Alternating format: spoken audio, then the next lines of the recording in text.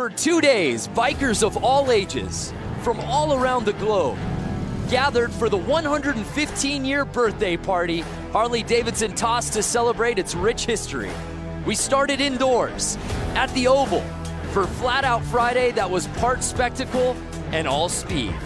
This morning, we moved to the hill to test the bikers and their machine's limits. And now we've hit the beach, a nostalgic throwback to the way they raced a century ago. Somewhere, William Harley and Harley-Davidson are marveling at their own genius of attaching a motor to a simple bike. It's time to rev the engines and go wheels up at the Harley-Davidson 115.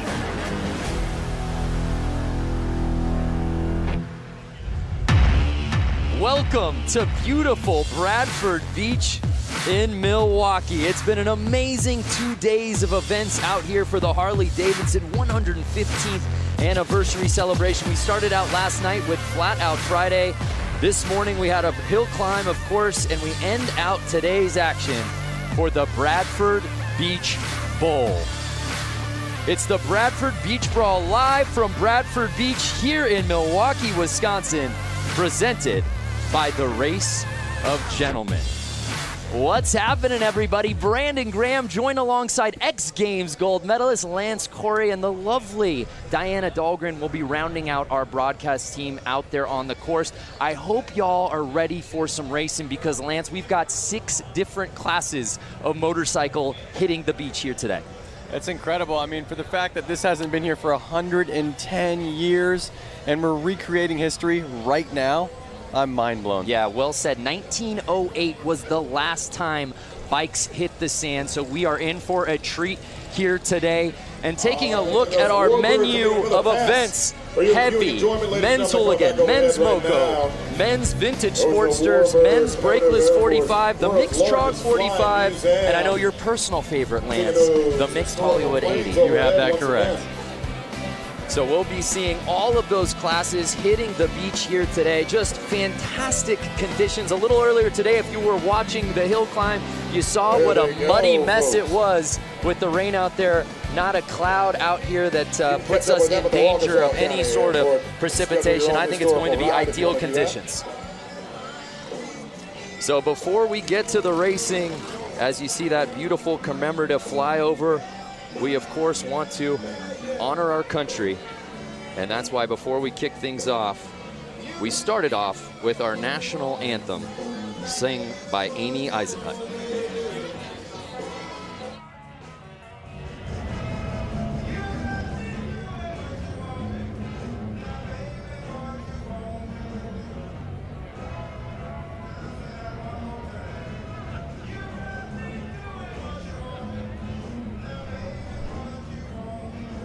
All right, ladies and gentlemen, at this point, we'd like you to rise and remove your hats for our country's national anthem, sung by Amy Eisenhut.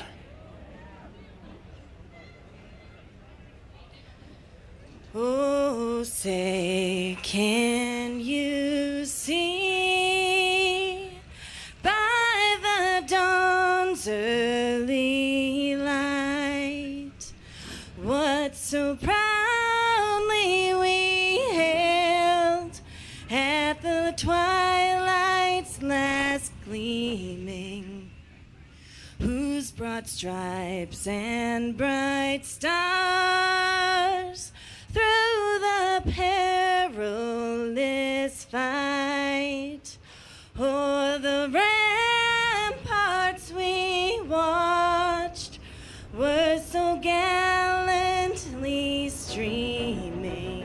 We've been down here since Monday morning at 6 a.m. essentially, pushing sand around, rolling sand, wetting sand, trying to get the gave proof through the night that our flag was still there.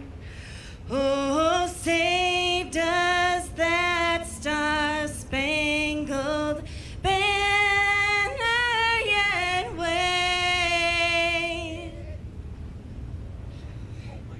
o'er the land of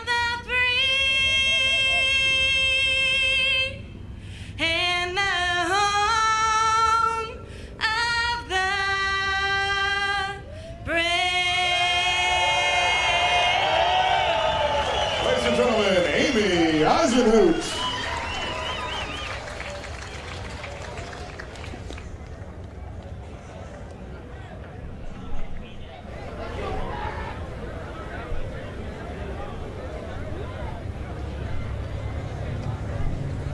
All right, ladies and gentlemen, we're getting ready for some elimination racing out here at the Bradford Beach Brawl right now. This is where we start eliminating guys. We're racing for grudge masters. We're drawing lines in the sand. That's how we do it out here.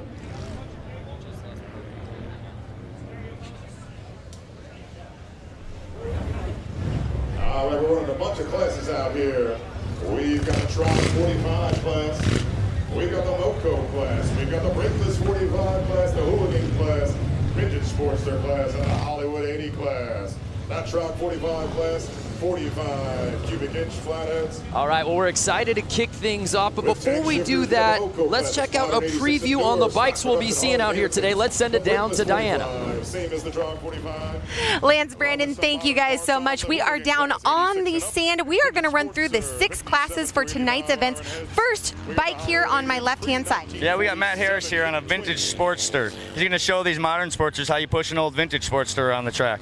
Awesome. And then we have this lovely lady here on my right. One of HD's own, Leah Orloff, in the Moco class, showing everyone how an employee puts on a good race.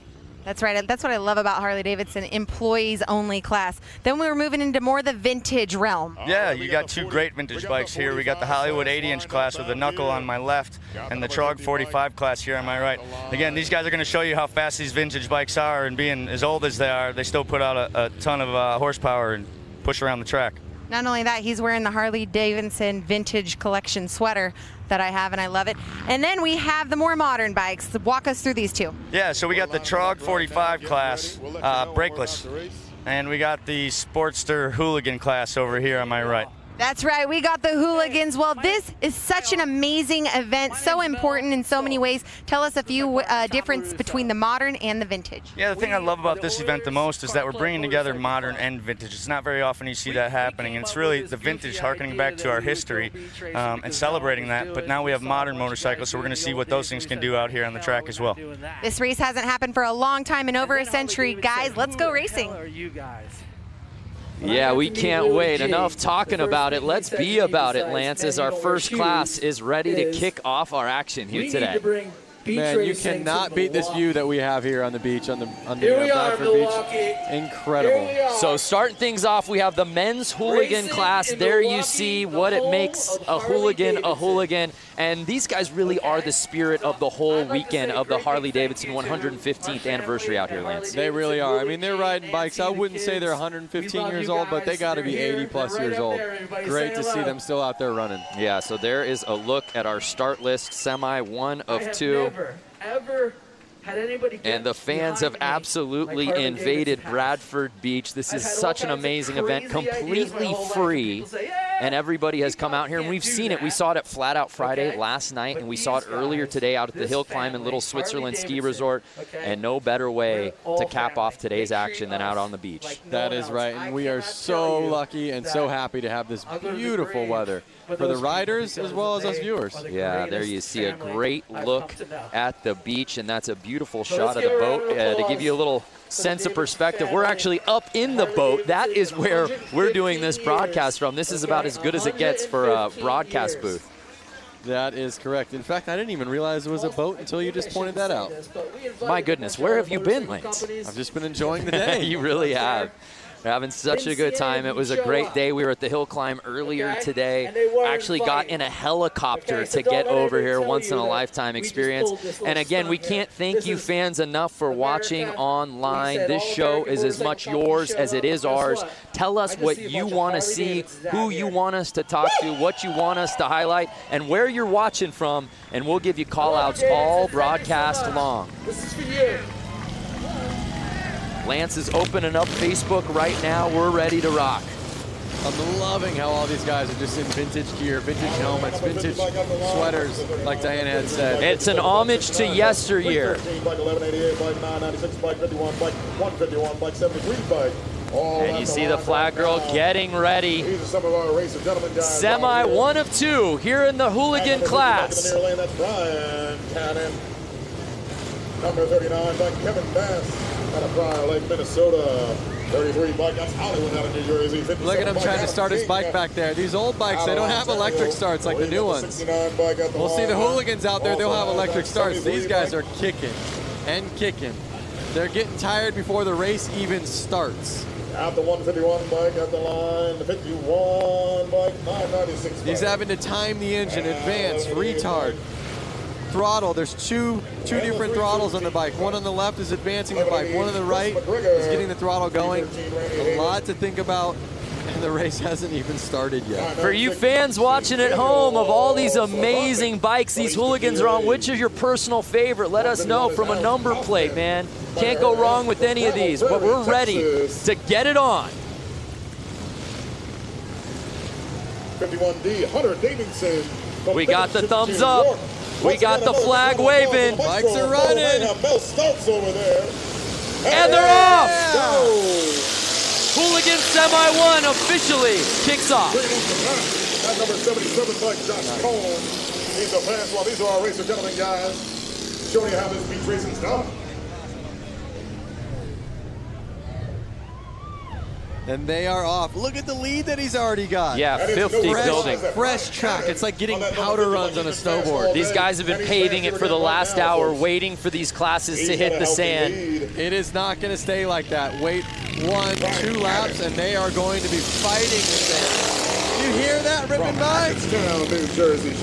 And the 50 plate is just blazing around this beach oval, Lance. It's incredible. Mind you, look at these bikes. No suspension. Shout out to the fans watching, in particular, Wesley Wills watching from the maternity room, waiting on the baby to get here. Oh my goodness, Wesley, congratulations. What better to be doing than having a kid and watching this race right now? Well, I hope, Wesley, you're enjoying that shot. And no surprise, here comes Josh Cone on that 77 bike. And the number 50 is just, he's keeping it smooth. He's on the gas on the straights. Watch when it gets straightened out. Watch him open wide. And we're already getting to lapping. 50 passing the 313. Oh, getting a little swirly out there. Looks like we got Kevin Bass stuck out there in the sandberm. I love when he just leans into it and you see the roost kind of pop off the tire. And it is right there. How awesome does that look? And that's going to do it. The 50 bike takes the checkered flag. Incredible. Now, Lance, as we said, this race hasn't happened here in the vintage class. Oh, he picked a good time to lay it down. Well, we haven't seen these bikes on this beach in 110 years. You can't practice, especially with a vintage bike on beach. How foreign was it for these guys to hit the sand for the first time with these bikes? Well, you know, they were dealing with the weather. But here's a replay. Check this out. Notice this. He slows down. Because he slows down, it's actually harder to get through the sand, and he crashes. He didn't slow down that entire race. No, it's easier to go faster on the sand than it is to slow down. When he slowed down, he let the bike go. And look at 3 of them. 1, 2, 3. They all slowed down. They all fell over, and they're all struggling getting their bike started. These are not new bikes. These bikes are older than probably most of the people watching this right now. It was full throttle the entire race, and then half the field just loses it after that checkered flag. That was awesome. Really was. Really was. Give them a big round of applause. And the thing is, they all went down going low speeds. They're all laughing. They might not be laughing if their bike doesn't start after a minute, but they're laughing. Yeah, we see a lot of fans for that 50 plate. Tim Connor, Walter Gerson Rodriguez, 50 killed it. That he did. Again, if you're just joining us, it's the Harley-Davidson 115th anniversary celebration. It's just a weekend full of madness out here all over the greater Milwaukee area, and we finish up our event schedule out here tonight on the beach. There's a look at it. I had to drag Lance out of the water. He was out there body surfing. I said, hey, man, we got to get to the show. That's right. No place I would rather be than the beach. Yeah, it's perfect right now. The beach and Harleys, I mean, that's just, you know, the best. Much better conditions, and I'm curious any of those fans watching right now, if they were watching earlier today for the Harley Hill climb. A little bit different conditions than what we saw a few hours ago. It's incredible that just a few hours and maybe 20, 30 miles, and all of a sudden it's like we're in a whole different world. The fans have come out here in absolute droves, as you can see. Completely free event. There's no bad seat in the house. And it's all hands on deck to help get the bikes off the track as we await our next class.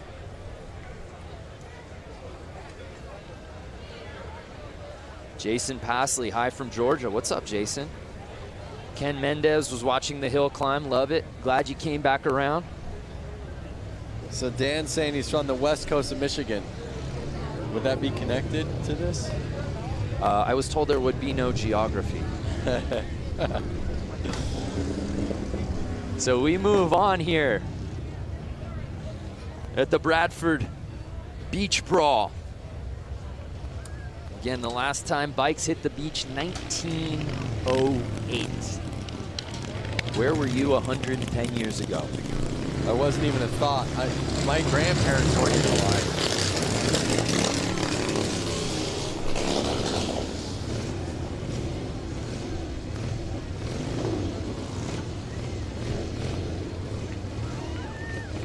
North Haven, Australia, Troy Taylor, stand up.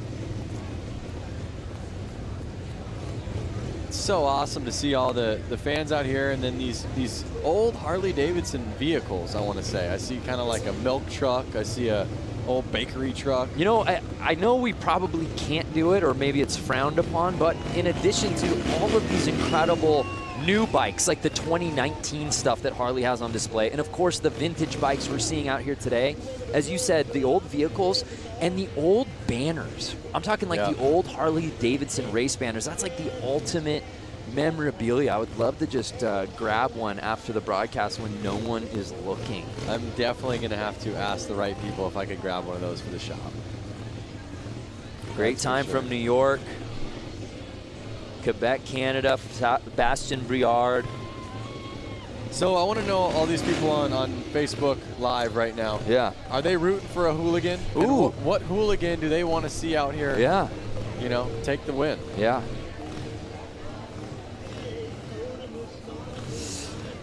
Well, we're getting really nostalgic about motorcycles, and why wouldn't you, being out here for Harley-Davidson's 115th anniversary. But some of the best bikes we've ever seen in the history of the universe have been celebrated on film. Your favorite motorcycle movie. Check this out.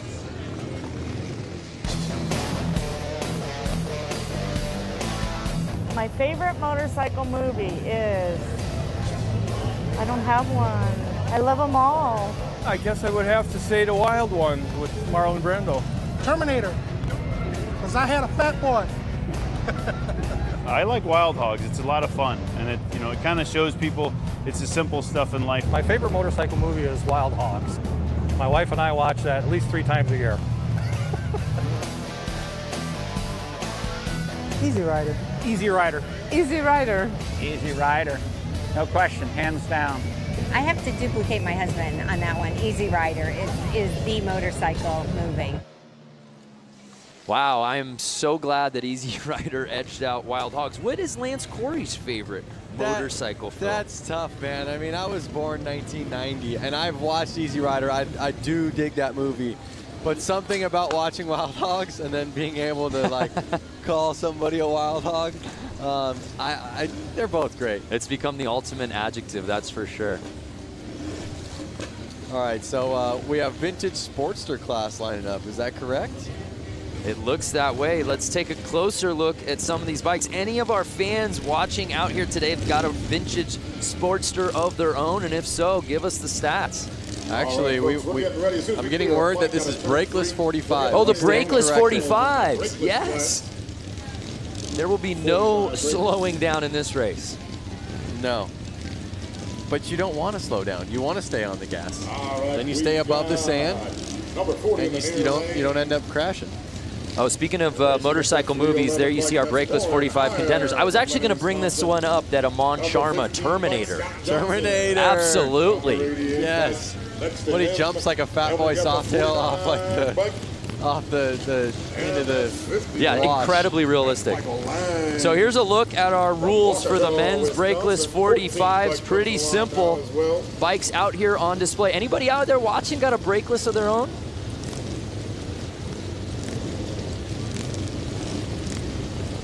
Number 311 once again is Warren Hire. Number 49, Kendall. So we've just got word that the brakeless 45 and the Sportsters are out there right now. We'll have to keep an eye on that. I love the camaraderie of class. So let's see who this track favors out here today. And it's 311 with the early lead on the outside. But he's leaving the inside track wide open for 15 to make the pass. Scott Johnson, number 15, pushing him wide and staying on the gas. Oh, I love it. That's one of the tactics of racing motorcycles is you can push people wide, and if you're a little bit above them or a little bit stronger, you can kind of run them where you want them to go. Right, well 311 got that whole shot early, but he left the door open. Yep.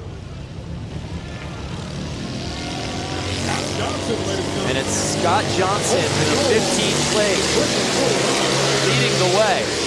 I mean, you can just hear how loud it is here. The bikes are ripping by. Uh-oh, someone's he's getting Scott squirrely. Johnson. It's Warren here. Can he catch him? Taking that berm high in that now, second Scott turn. Johnson and Warren are good buddies, so we'll see if they play nice with each other. Oh, we've got a bike down. We'll see what number that was. Look at this shot. Are you kidding me? Can Warren cut to the inside? Through the water, inside line. Yeah, the people at the fence there. We got bystanders diving into haystacks. Oh, he got. And it's 311 who got the lead. Scott Johnson opened the door and 311 pounds and he goes down. Warren's down. Too much. Too much. What a race. That was so heavy. Scott Johnson held on. It's going to be his to win. Can he keep it? The back and forth between Scott and Warren was so good in this race. And then Warren puts the bike down. Oh, and it's one of those things, they're so hard to start. You can't just hop right back up and try to get back to where you were. Nice job, Scott. Wow. That race had a little bit of everything. Lead changes, fans diving off of the track. Yep. The leader going down. Well, you know, it's one thing, everyone can ride fast, but can you keep the bike on two wheels? If you can't, then riding fast is doing no good. Utter and complete recklessness. Scott Johnson taking the win. Let's take another look at this. So this was amazing. Whoa! Oh! Collision was going on. Yeah, you have to wonder if that got into the vision of the rider as well. And as we take a look, yeah, and this is where Warren just goes uphill, and Scott Johnson says, sweep. Just like I said earlier on in the race, as soon as it gets rutted up, it's going to be a lot harder for these guys to handle the bike. Lap one was like riding a powder run on a snowboard. Oh my gosh, that was crazy. Fans at home, what do you think? Oh, wow. They're actually going to tow this bike off the track, I think. Yep. Oh, poor Warren. Guys, like I was leading this race. Now I need a quad to get me off the track. It was mine to win. Ruby Bender, fun to watch. You can say that again.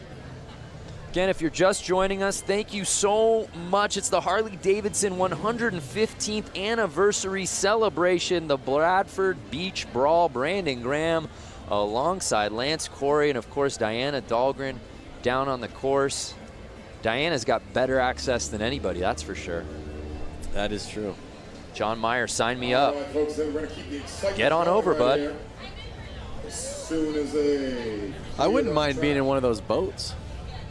Yeah, you're kind of a yacht guy. I would definitely be in that yacht. Yeah, yeah. Kind of a prestige worldwide. Wide.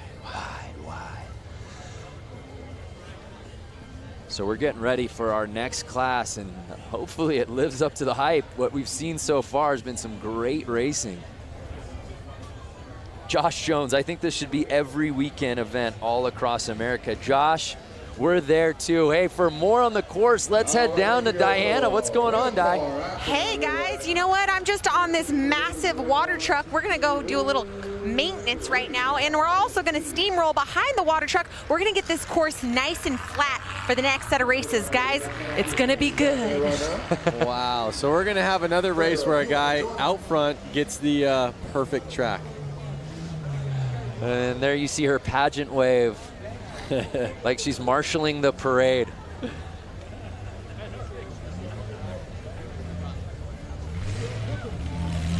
So again, obviously, as we said, no one has raced on this track since 1908, but let's take a look at how we got here.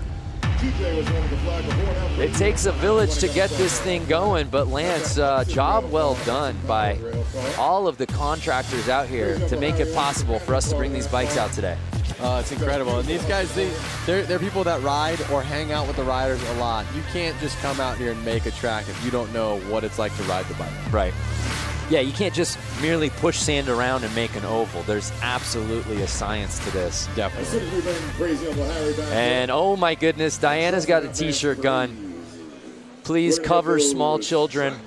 Protect your eyes. Diana, can you come over to the boat that we're in and shoot one over to me, please? Oh, there he goes with that Hudson engine. So we're going through some course prep. Let's check in with some of our fans watching right now. Where are we watching from? Hello from Portugal. What's up, Angelo Lopez? Gotta make sure we keep it safe for all of our riders out there. Brazil, Felipe. There you see Diana opting for the one-handed shot. Takes utter control. How about this guy? Driving his custom-made vehicle around. Think it's street legal? Yeah, and I think that nobody seems to be bothered by it at all. There's a lot of wacky stuff going on for the 115th anniversary. Good times. Brian Mose from New Zealand, Kevin Morris from Rhode Island. I want to know who's the furthest from Milwaukee. I mean, Brian Mose. Yeah, I'm not a map guy, but I feel like New Zealand and Australia would be in the lead there. Didn't we talk about not getting into geography? Yeah.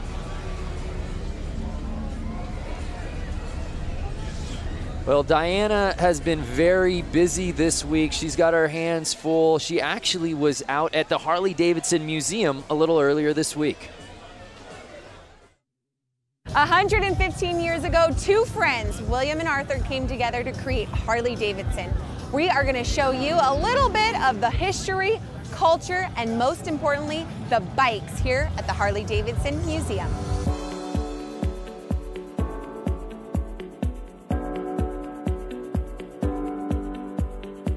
Behind us is the bike that started it all. Yep. Which is gorgeous. The oldest Harley-Davidson in existence. Both Bill Harley and Arthur Davidson were really avid bicyclists, and Bill Harley actually worked for a bicycle company here in Milwaukee, and their first project was to build a motor to literally put in a bicycle. You can see how they kind of shaped the frame so that it would embrace the engine, and that kind of set the standard for what we still do now. Can I write it out of here? Well, first of all, you'd have to guess it out. This is actually dated July 20th, 1901. This is original. So this is the original drawing from Bill Harley and where did you recover? For How a did bicycle. You recover this? The Harley family saved it.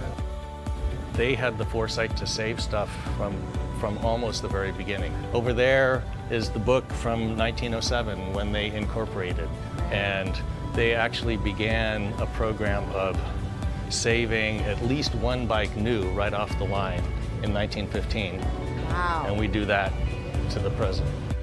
When we were back there, you know, you look and this looks like a whole motorcycle. Right. And as you walk in. Wow, I didn't even notice that till now. That's amazing. See, it works. This thing's completely taken apart. So, you know, the idea here in this whole room is to give people, you know, a sense that the engine from the first bike we built today is the, you know, real heart of the motorcycle, both, you know, obviously from making it go, but from a design point of view, we always show that beautiful engine like it's a jewel in a setting. We want to give people a sense of, you know, how these things work, and we make it interesting.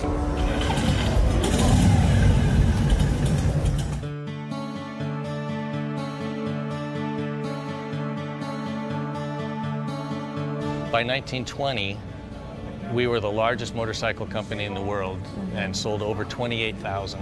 In those early decades, there were dozens, we think as many as 60 different American motorcycle companies. By the time we came out of the Depression, there were only 2 companies left. You know, the major turning point was World War II. Over the course of World War II, we made almost 90,000 military bikes. What kind of jobs in the military were Harleys actually assigned to? They were mostly, they called them dispatch riders. Okay. So they were taking messages from one place to another. Our story weaves in and out of the story of American history. This is the bike that this badass cyborg Arnold has to ride. Schwarzenegger. The real Captain America in the comic book, he rides a WLA. Right. The original didn't come with flamethrowers and stuff like rocket launchers. Like the Terminator, one thing that's great is it's kind of, you know, it's not just like a car, it's a character.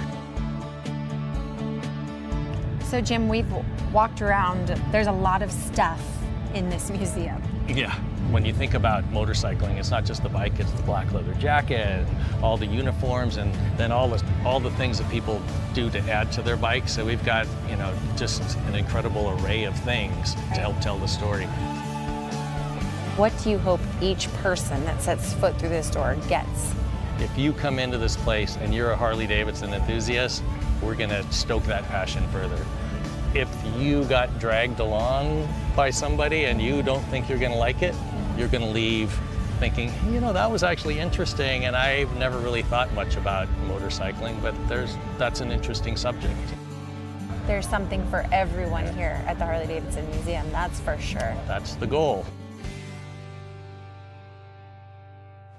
Wow, just a tremendous story. And it's worth the price of the trip to come to Milwaukee. If you have no other plans, go to the Harley-Davidson Museum in downtown Milwaukee. You will not be disappointed. I've been there more than a handful of times, and even watching that video, I get just stoked up. Yeah, you get chills, and Jim's absolutely right. Whether you're a wild hog, just getting onto a motorcycle the first time, not even interested, there's something for everybody there, and you walk away, I think, wanting to get a bike, that's for sure. You don't even need to be a motorcycle rider, like you were saying. To see the American history and the fact that somebody was doing that so long ago. The longevity of the brand. I mean, we talk about it being the 115th anniversary, but he put things in perspective really well, that after the Great Depression, there were only 2 motorcycle brands left in the world. Yep. And Harley was one of them. It's so awesome. It's so awesome that it's still here, still living the dream, and every enthusiast is keeping it running. Well, we thank you for joining us here for the Harley-Davidson 115th anniversary celebration. It's the Bradford Beach Brawl, and we've just got some course prep going on out here at the beach on Lake Michigan. And it's been a gorgeous day thus far. We're a few races in. It's been a lot of fun. They started setting this thing in order earlier in the week, Monday, I believe, and the digging began on Tuesday, and here we are Saturday, and this ends our amazing event schedule. All hands on deck, as we said, everyone playing a role out here. And at its core, it's really for the fans, and everybody gets to come out here, a completely free event. And there have been people who have been here all day long, mind you. There's been other contests going on. We were calling the events over at the Harley Hill Climb in Little Switzerland Ski Resort, which is about 30 minutes away. And there were people here long before the bikes got here on the beach today. That's very true. And they have the museum party going off. That's right. There's bands over there, live music, you know, new Harley-Davidson Ford trucks. There's so much to see, all the new bikes. There's a look at what our last couple of days has looked like. Of course, we had the Flat Out Friday last night, which is always super fun. That was in downtown Milwaukee proper. And then we went down up north, I should say, to the hill climb earlier this morning. And we had to get from that hill climb dot out here to the beach and our bosses were afraid that just grabbing an Uber wouldn't get us here in time. So we got to the chopper. Yep. We got a helicopter ride, Lance, Diana, and I, and some of our production staff to get over here. So that was amazing, and we're having a great time. And we hope you fans watching at home are staying with us. We still got plenty of racing to go. Hey, before we cut to that feature at the museum, I asked who was watching from furthest away, and I want to pay that off. Martin McKinney said that he was watching from the southern point of Victoria, Australia. So if you know anything about Down Under, that may be the furthest point from Milwaukee, Wisconsin. That's a good chance. Mary Thompson, you're watching from Minnesota. That is not the furthest point from Wisconsin. But we love that you're watching. Yep. El Paso, Texas, Terry Reed. So let us know who you want to see, what classes you're most looking forward to. If you've owned one of these bikes or any of these types of bikes, would you bring it out to the sand?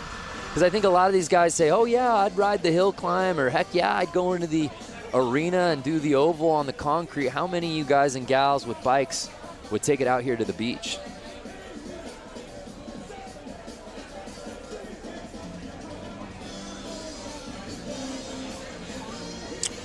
Well, let's head back down to Diana, who's fresh off her free ride. I guess you hitched a ride to get onto that water truck. How you feeling now back on land? I'm back on land, and it was great. The track maintenance is so crucial when it comes to this beach racing. And you know, to think about it, over 100 years ago, we didn't have machinery like this. So it just makes you wonder what track conditions were like back then. But for now, the course is smooth, it's going great. And I will tell you, these are the greatest fans in America right now, near and far in Milwaukee for the 115th anniversary Bradford Beach. This is the spot to be, guys.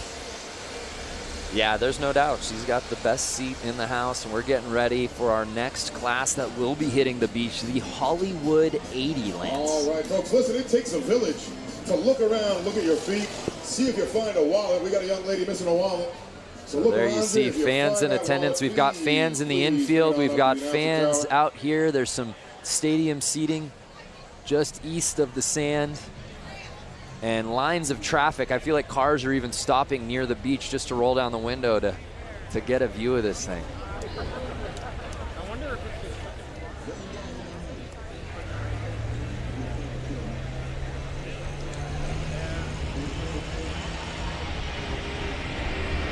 Heaps of fellas watching from Western Australia. All right, Leon. I have to think, Brando, I have a couple Harley-Davidsons of my own. 2018 Lowrider. Okay. I have a 2013 Street Bob. Okay. 1992 FXR. Okay. And a 1957 Panhead. That's more than a couple. And a couple more little ones. I got a little Harley Shortster. But I was just talking about the big bikes. I have to say that if I were to go out there... Which of the stable would you bring out here to the sand? I would bring the 2018 Lowrider. Okay. FXR, well, first of all, let's start with the oldest. Panhead is amazing. Hardest one to ride. It's got suicide shift, rigid frame. It would be a little tough. It's a little raked out, not the right bike to be riding in the sand. Then my FXR, I would probably kind of choose that one, but if I crashed it, they don't make any of those parts really anymore. So I kind of want to keep that one nice. Right. Then I have my Street Bob, great bike, love it, but it's kind of lifted, it's set up a little bit more aggressive. My 2018 still has the stock suspension on it because it's great. It's the lightest of those bikes. It's going to handle the best, so I would put my money on bringing my 2018 Lowrider out here. Yep. Well, maybe for the HD 120th anniversary celebration, we can get Lance Corey not only in the booth, but out on the sand. Yep. And by the time that rolls around, that 2018, that'll be a forgotten memory, that bike for you. Yep. I'm curious, anyone watching this, any of you guys have one of those bikes that I mentioned? Do you have a 2013 Street Bob? Do you have a 2018 Lowrider or an FXR or a Panhead? Just want to know, what you guys are riding. Yeah, what do you got? Not only what do you got, what do you have in the stable, but are you willing to bring it out here to the beach. That's a commitment. Kevin L. Morris says he's got the new Softail lowrider. So, would you bring it out, Kevin? That's the question. Would you bring it? How's it set up? Could it handle the sand? But this is the thing. You don't know until you get out here. You don't. It's too conceptual, I think, for a lot of these classes when, hey, Harley-Davidson says, hey, we're hitting the beach for this race. Oh, amazing. Which bike am I going to use? Is my bike even going to hold up? Yep. Jeremy Pike has a 2001 Dyna T-Sport. They don't make those anymore. Yeah, see, now that's what you gotta, that's the risk involved. There's probably a lot of nice parts on that. It would be a rad bike to ride to Milwaukee on, and I don't know where you're from, Jeremy, but would you ride here and then take off your bags and get on the track and rip a couple laps with Rusty Butcher? If you're the proud owner of the Channel 12 news van, my guess is going to be you probably work for Channel 12. You got to move that van. It's in the way of our water. Stefan says, I got a 2013 Street Bob. I don't think I'd take it in the sand. There it is. All right, well, while we wait for this next class to hit the sand, let's head back down to the beach with Diana. This is a rider that you've seen in many classes here this weekend, JJ Flaherty. So many titles under your belt. You're such a great sport and ambassador for the sport of Harley-Davidson and everything that it involves. Talk about the 115th anniversary. Oh man, this is huge, and I love that they brought the racing stuff back here to Milwaukee because it's everything. I think racing should be top priority. In my opinion of things. But yeah, growing up, being just, local to Milwaukee and like going to the 90th, like I think the first one I remember is the 90th, 95th, the 100th, and I started doing BMX shows at the 110th, and now I'm here racing at the 115th, so. Let's talk about that. You were at the hill this morning. Oh my goodness, the conditions there were treacherous. Now you're on this nicely manicured sand track. Luckily I got a little bit of a motocross background too, so I think that's helped me in these turns, especially 1 and 2. It's pretty greasy, it gets rutted up. Now we have tons of thousands of people watching live right now, and you're sitting here about to go on this course and race. Explain the feeling that you have right now about to go onto this course and lay down some sand. I was going to say lay down some tar, but that doesn't apply here. Well, I hope I'm not laying in the sand in front of all those people. I already did that once today. But it's a pretty awesome feeling for sure. Any adrenaline? Oh yeah, for sure. Tons of adrenaline. Well, we've heard it from JJ Flaherty. Big round of applause for this guy. Such a great sport. And let's see if we can take first here in tonight's hooligan class. See you, JJ. Thanks. Guys, back to you. JJ Flaherty has had himself a day in the all-white leathers. He was competing in the hill climb earlier today, and it was a muddy mess. Of those fans who are watching, you know what we were talking about. No one went unscathed, but JJ Flaherty made it all the way to the championship round in his class, ended up having to settle for second place, but man, he looked so good at the hill climb this morning. I got lucky enough to see a photo that was taken from about eye level of the track. He legit looks like Evel Knievel flying. Launching. Yeah. He had to have been 10 feet off the ground. Yeah, and what's crazy is while we were doing the broadcast live, we knew he got some air, and I think we both went, whoa, and then we saw that photo in perspective, and that is so cool. I hope that JJ is able to get his hands on that because that's frame-worthy. Definitely. It's definitely Instagram-worthy. Yep. So I think we got the Hollywood 80 class coming out right now. If I remember correctly, they said it was like knuckleheads. All right, we got the final I'm a knucklehead. Hollywood class coming out to the line right now. Hollywood class. And you know what I love about all of these classes, whether it's vintage or Hollywood 80, is not only obviously the bikes, but even the plates paying homage to another era. Twins out there. Notice these bikes have little tank shifters on them. Like I said, you got that double throttle going. That's Frank Rick. These bikes are a lot harder to handle. As the times changed, they made the bikes easier to ride. You know, they put a front brake on them. They put a clutch on them at the hand. They let you shift with your foot. Some of those things made the newer bikes easier to ride than these older bikes that have, like I said, the advance and retard and the left throttle, the actual throttle on the right, and then the clutch as your foot and the hand shifter. So you have to take your hand off the bar every time you want to shift. as well as you have to take your foot off the ground. So if you're at a stoplight, you only get 1 foot on the ground. There was way more to think about. You have to think way far in advance while doing it. That's wild. And yeah, for you fans watching at home going, was this just a man head-to-head race? No, no, no. Bike's slowly coming back out here. We'll have a full field. So again, I think I see a buddy of mine, Scott Jones, number 50 out there. It looks like him, but maybe it's not. No, the 50 plate, that's B. Cannon. Oh boy, well Scott, you look like Cannon. You're putting your friend on blast right now. I bet you it's him on somebody else's bike. No, he's actually got hand tattoos, I think. I'm totally wrong.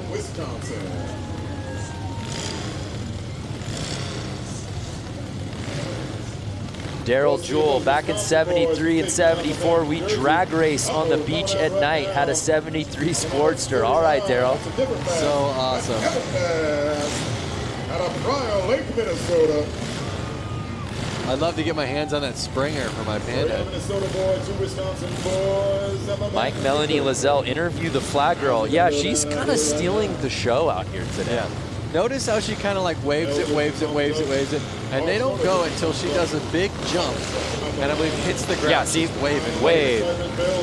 Making sure they're all ready. Wave, jump, wave, and the jump. Yep.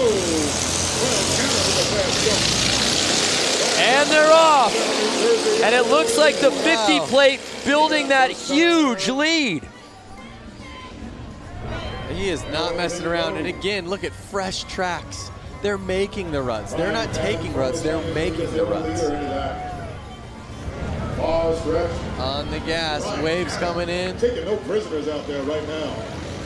And it's more of the same from Cannon out here today. So awesome. Look at him. He's getting the weight on the rear end, which is basically getting the front tire off of the ground.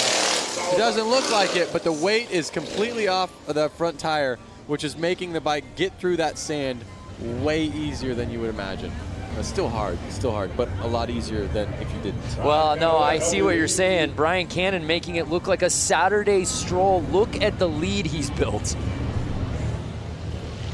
He is definitely out front. He's got almost a 4-second lead.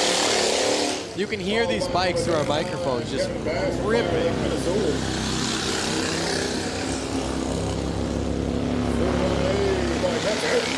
So this is the Hollywood 80 main, and it's Cannon's race to lose. He can ride as far outside as he wants at this point. Look at him looking back like, can I chill out right now? 1 lap to go. And ladies and gentlemen, it is, as we suspected, Brian. And it's Brian Cannon with the win. In second place, Kevin Bass from Fire Lake, Minnesota. I see 2 Basses out there.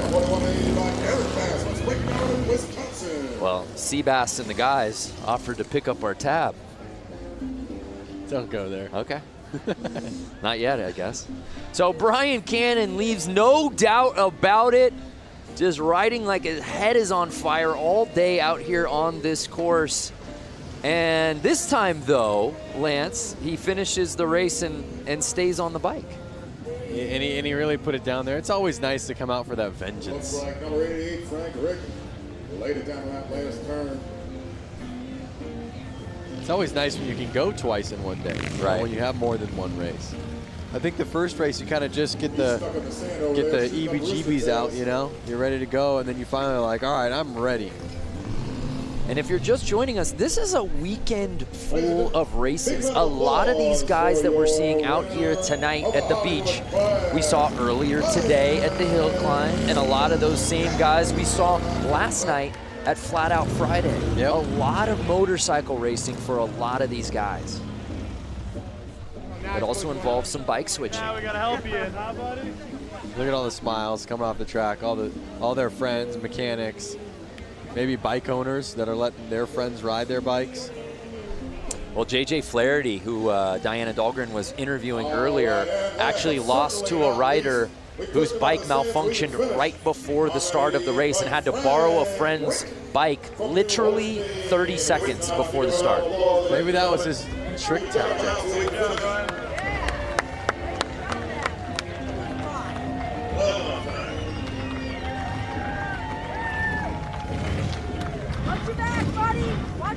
So here's another look at Cannon, and he was riding outside for most of the race. As we take another look when he gets inside, Lance. Oh. Well, you notice that once the race gets going and there start to form ruts, he's kind of dodging them. And you saw him kind of fall into a rut in the first corner, and then he kind of came out. Then as he's going into the next corner, he's trying to take a line that nobody's taking yet. So it's a lot of thinking ahead, patience, while staying on the gas, you know? So now it's time for Heat 2, I believe. Heat 2 of the Hollywood 80 main. To me, this is looking like the Hooligans. Oh, this is Hooligans. There, yeah, we've already switched. I apologize. My scoring monitor is not keeping up with the torrid pace of the racing out here today. And there we take a look at our start list. Semi 1 of 2 for the Hooligans. Lance, you know a lot of these guys pretty well. I do know a lot of the guys. A lot of these names right now that I'm seeing aren't as much California kids, so I'm not sure if I know this class that well. I myself from LA know a lot of the guys from the Hooligan series that are from Southern California. Do you say you're an LA guy, or do you say you're a Valley guy? I would say LA. When I'm out of LA, I say LA. And they're off! So it looks like 34 has the lead, but he's keeping the inside open. Can 33 make the pass, Bear? And he does. Look at these bikes. You can see they're newer, faster. I mean, these guys are throwing roost. But also note how much they're kind of squiggling through the lines right now. There are that many more ruts. They are having to dodge the ruts or drop into them.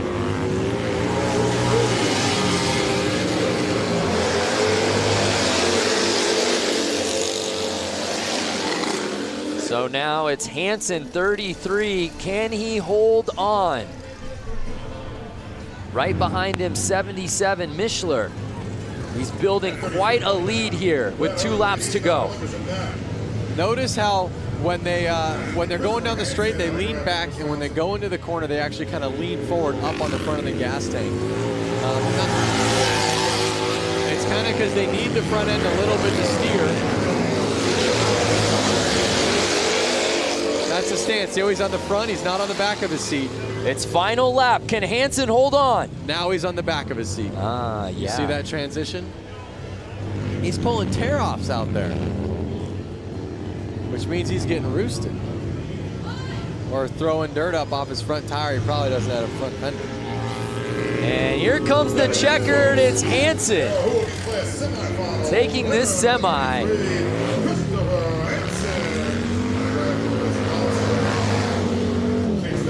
I see a question right here from Walter Rodriguez. Is there a hooligan group of riders around New York City? There's a group of guys that have ridden the hooligan class. They're called the East Coastin' Crew.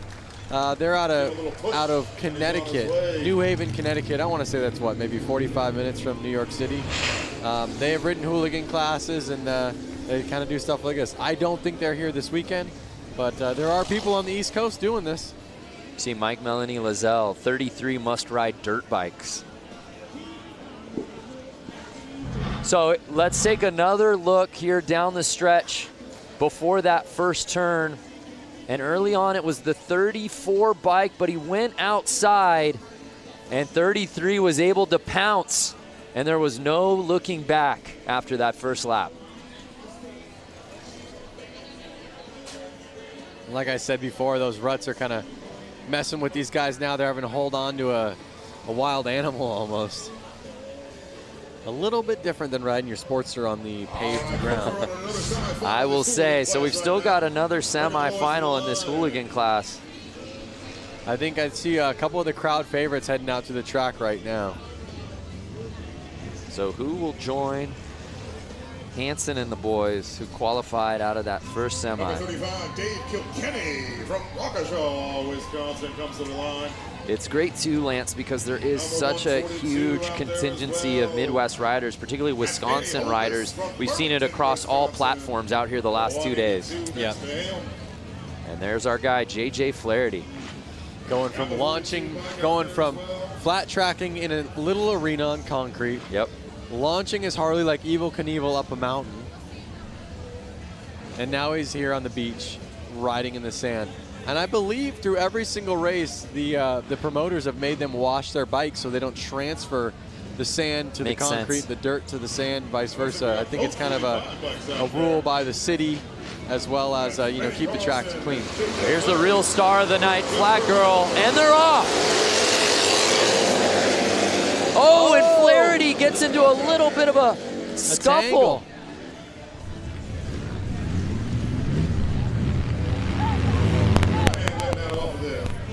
Oh, we've got ourselves a battle, Lance, right at the top. Oh, yeah. Flaherty staying on the inside, though. Yeah, he's playing this thing right. 142 still leading, but he's on the outside. And now it looks like he's finding his groove, Lance. Diana, what are you seeing down there on the course in this race? You know, I've talked to a lot of riders, and some of them were talking about taking that outside line, relying on that outer bank, but JJ Flaherty early on in this race was taking that inside line, saved him some time. Might be an all-out battle. A lot of these guys, are they used to the weight? Lance, you could probably attest to this. What kind of weight are they facing when they go into that turn on the inner line? Well, I mean, they're already riding bikes that are... Oh, no! Flaherty goes down! Our man we were keeping an eye on is down. His friends are running to him. I'd love to see a replay of that so we could see what happened. Oh, we need to see that one more time. He was behind Holbis less than a second, and he goes down with 1 lap to go. JJ Flaherty and Danny Holbis have ridden together for a long time. They're good friends. Unofficial results right now have Holbis winning that semi, or at least taking the lead. Hopefully it looks like Flaherty's okay, but yeah, we need to see another look at that. That's for sure. And again, this kind of goes on what you asked, Diana. That bike's 500-600 pounds, and he just tangled with it. Let's check this out. Yeah, here we go. Let's see what went wrong for JJ Flaherty. He was trying to pull a tear off. Oh, yeah. The ruts. The ruts. Yeah, Diana, is that what you saw down there with JJ? Saw the tangle up, but also what I saw, guys, was the camaraderie. I don't know if you saw Atkins, better known as the Rusty Butcher, come right up to him, check on him, see how he's doing. There he is again with another hooligan.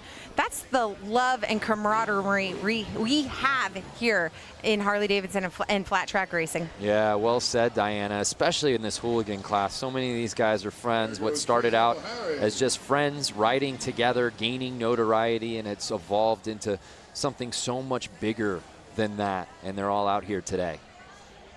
Really what happened out there was, he was trying to grab his tear off because he was coming from the back. He probably had dirt all over his goggles. He was a little too focused on that, and you saw he was kind of in a shady area, which I want to touch in a little bit. He didn't see those ruts that we've been talking about since we started this. He cross-rutted. Front tire was in a different rut than the back rut, and that basically crossed him up, threw him right off the bike. That's a really good point as we take another look. Going at the goggles, not paying attention. Yeah. Cross ruts. Just takes one hand off and completely loses control. And that's such a bummer because he was right behind Holbis, and he ends up with a DNF, and then the riders behind him settling for that DNF. And it's Holbis that takes the win there. Notice the fans in the infield, so stoked just to kind of handshake and all smiles on their faces. Happy he's up, walking around. But you bring up a great point about the shadows. When these guys got out here, the sun was shining throughout the entire course. Now as we're getting a little later into the day, and it's 6:05 p.m. here local time, the sun's slowly starting to come down, and really dare we say, half this track is now in shadow. It's tough. It really makes it hard in the shadows, and it makes it hard. You don't know what goggles to wear or lens to wear. You want to wear something for the sun, then all of a sudden you're in the shade and you can barely see. Or if you wear something for the shade, you pop out into the sun and you're blinded. So it's a tough one for sure. Not saying it's impossible. Obviously they're out there doing it and kicking butt, but it puts some confusion.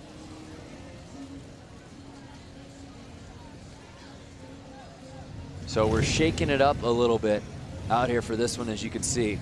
One of these things is not like the other. Again, fans watching from home, where y'all watching? Who you got in this one, 4 wheels or 2? I'll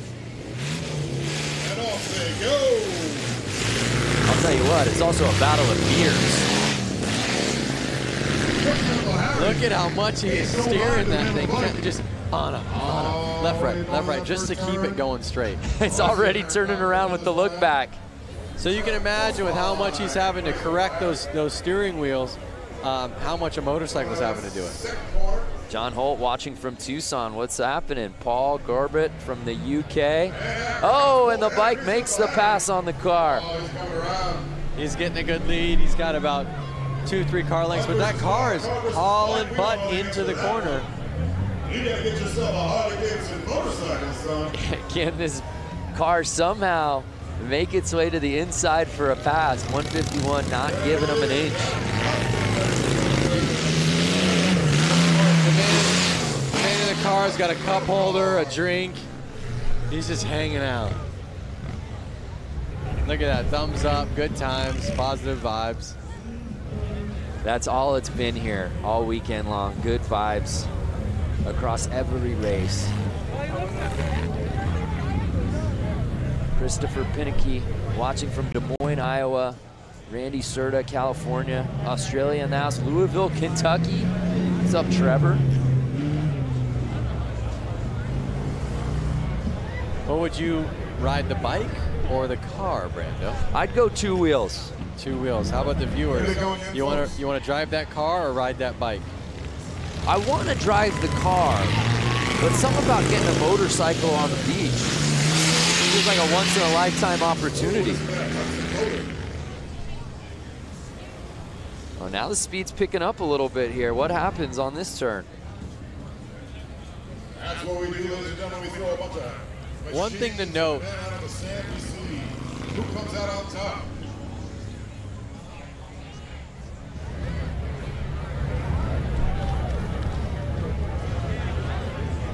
Well, as we continue on with this race, it's Baywatch out here on the beach. Let's go to our own lifeguard, Diana Dahlgren. Oh, that was clever. Okay, so yes, I'm the personal lifeguard here for the Bradford Beach 115th Harley-Davidson anniversary beach brawl, I guess. But anyways, they are about to start track maintenance. Now, I'm up here to show you guys the feel. We are literally feet away from the beach. I mean, the water is rushing up right here as the cats go on to do their track maintenance. Pretty amazing. We want to know where you guys are watching from. If you're on Facebook Live, leave a comment. Let us know where you're watching from. Maybe you're on a beach. Maybe you're in the desert. I don't know. We'll find out. All we need is Hasselhoff and some slow motion running, and we can make this thing happen. Oh, yes. So Diana, she's all over. Let us know, fans at home, where you're watching. And if there's a particular rider or something that you want to see, let us know, and Diana will hunt it down. So much going on out here in Milwaukee. There's a beautiful look at the Bradford Beach Brawl. For more on the beach and these bikes, check it out. Make it a little safer for our guys out there. We've been down here since Monday morning at 6 a.m. essentially, pushing sand around, rolling sand, wetting sand, trying to get the track as tightly packed as we can. Sand is unpredictable. If you're used to riding on cement or a packed track, it's get a little loose out there. Generally, beach races are done on tide-packed coastal beaches, and quickly realized it was 5 feet of sugar-based sand, which is anything but ideal. It's got the consistency of flour, so if you ever thought about trying to run through a big deal of flour, how hard that would be, well, that's about what it is to control a bike through that. It changes constantly, The spot you were just in last lap, you go around, it's going to be completely different the next lap. You can't be scared of it. You got to just like hold the throttle back and rip through it. And you know, you see a big sand pile, you're not going to slow down and go over it. You got to just fly through it. It wears you out really quick, and I've never rode on anything like it in my life. Very cool. It's going to be guys that stall out, and there's going to be guys that fall over. It's a lot of fun. It's, you know, a lot of oohs and ahs. Hopefully only thrills and no spills. The one thing I love about this race and this whole idea is it's a mix of modern and vintage. This is 1989 XL 1200 Sportster, and it hooks up and hauls ass. This is a 1929 Harley DL. This is the Godfather. A lot of times you have the two separated, and we're bringing them both together. The vintage to really celebrate our history and harken back to our roots, and the modern to show what our modern motorcycles are capable of out on the beach. Being able to come down here and ride Bradford Beach is a once-in-a-lifetime experience. It's a fun place. I think everybody will get real close and get to see, probably get some sand in their hair maybe, and have some fun. We're here in Milwaukee celebrating Harley-Davidson's 115th anniversary and our history. These guys have an opportunity to create history. Everybody sticks together. If you need a tool, if you need a helping hand, if you tip your bike over, they'll be there to help you pick it up. Well said. Really neat to see the variety of bike, the variety of rider out here today. Again, we love hearing from you fans. William Hugelmeyer, let's get a closer look at the running gear these guys are using. Hopefully Diana can hear that. Maybe she and her personal camera she brought out here can give us a little bit of a closer look at what's going on down at the starting line. Make sure we keep our guys safe. Make sure we keep you safe. People are watching from all over. Wichita, Kansas, New York City.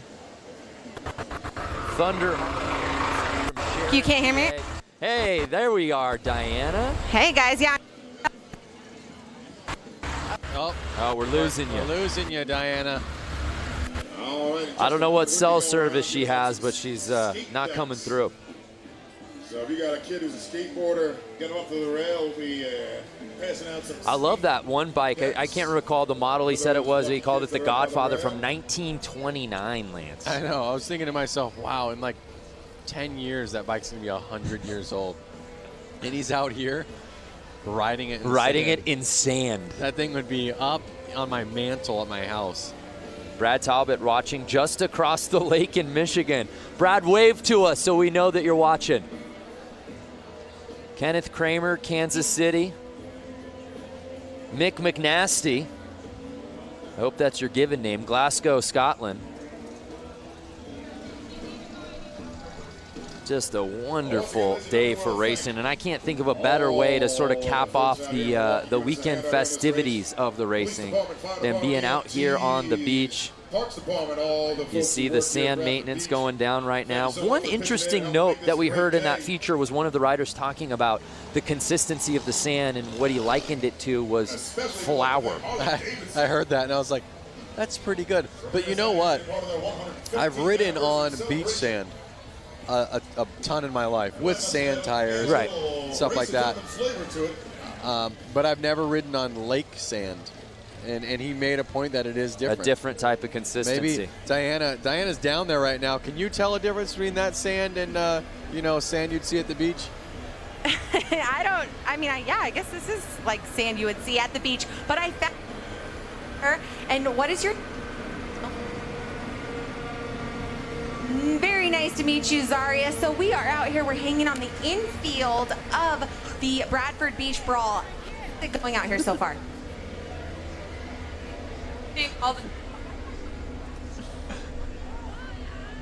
Well, that's amazing. Well, guys, we are going to be the Bradford Beach Brawl. Guys, we're going to let you take. Oh, Diana, I'm so sorry that interview, we were having sound issues, but honestly, the real MVP was the guy eating a hot dog right behind you in shot. That was incredible. Don't worry, Diana. We all got photos up here in the booth. Diana, we didn't hear you, but that was still the most entertaining interview we've seen all day. Let's see what the people Oh, my on God. Facebook Please think get about that on Instagram. And tell me fans at home watching on Facebook just saw the hot dog guy. Gotta love that hot dog. Lance, read me some of the quotes, please. The guy behind her cramming his face. Look at the mate feeding his face. Oh, that was too good. Holy cow. We can all go home. Oh, no, we still got more racing to go. Holy cow. So there you see course maintenance. Oh, we'll never be the same. Tell me you got a photo of that for us to post, please. I got a photo of that, and I'm putting it up right now. Again, if you are in the greater Milwaukee area, if you are in Wisconsin, if you are Lake Michigan adjacent and you're not here, you're blowing it. Figure out how to get out here. We've still got more races to go. There's music going on. So we talk a lot about all of these riders being stoked on one another and the friendship, but let's just take a closer look at the camaraderie amongst these group of riders. The way I see it, everyone's got work on Monday. When we go and do these events, it's a great amount of respect for everyone around. We're always helping other people out, like if somebody needs some gas or if somebody has a flat tire, we'll help out with that. I lost my rod on my rocker clutch, so I figured my racing was over for the weekend. A guy had one in his car, we cut it, we tapped it, I'm ready to run. This is family. Everybody sticks together. If you need a tool, if you need a helping hand, if you tip your bike over, they'll be there to help you pick it up. Like my buddy Nick helped me build the motor, and I wouldn't have been able to build the motor, nor would I have been able to afford a real bike builder to build the motor. So to have friends that like figure it out and we all figure it out together and help each other out to do it, it's great. It's tough enough to get through this world, and everybody needs a helping hand. We've all kind of been down on our luck sometimes and needed somebody there to lift us up. Lost the phone, and the family got together, the TROG family, and then we found the phone. Found the phone in the track. Absolutely. If a guy could help you win and he's racing against you, he'll do that. I mean, I'd help any of my competitors beat me.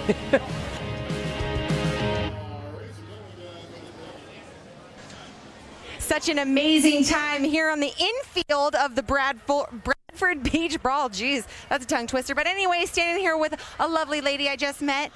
Let us know what your name is. I'm Barbara Rayborn. Barbara, where did you ride in from? We came in from Springfield, Louisiana. And how long was that ride? Well, considering the fact that we went from Springfield to North Carolina, Tennessee, and then here, it was a few days. Wow, who else here came all the way up to Milwaukee for the 115th anniversary? Who else rode here a couple days? Can we hear you scream? I hear some screamer. There we go. I hear some people screaming. There we go. Okay, so it was a safe journey. Thank goodness. What'd you guys ride in on? Well, we actually own a Harley Ultra Classic. Her name is Sister Jade. She's green, 2016. Whoop, whoop. And then our other friend has a Harley Chopper, and it's a classic from early in the 2000s. So wonderful. What has been your favorite part about this weekend's celebration? Oh, wow, that's so difficult to say because the hill climb this morning was amazing. I used to ride dirt bikes in my younger years, but we really enjoyed the hill climb this morning.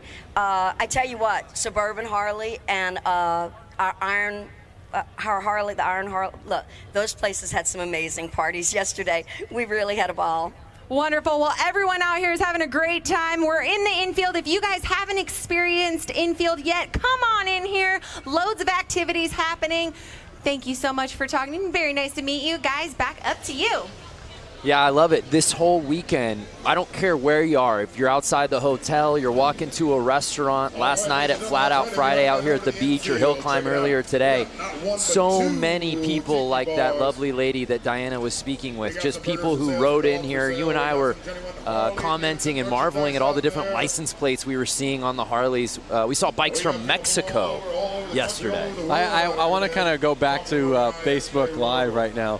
We're getting comment after comment. Like Lucas said, the weekend will not be complete if the hot dog guy doesn't get an interview. Where is the Harley-Davidson hot dog man? He has now been. He's now an HD ambassador. Yeah. This is incredible. Hot dog, Harley-Davidson. It just makes too much sense. So Diana, if you're listening go right find now. the hot dog guy. We sent you photos. We texted them to you. You didn't even realize he was behind you. Go find this man, Diana. Or someone from Harley watching this right now, please get in contact with him. Bring him to the booth. So as we continue the maintenance of the beach, we want to just learn a little bit more about our riders today. So we, of course, asked them the $1 million question. And, of course, the fans who made it out.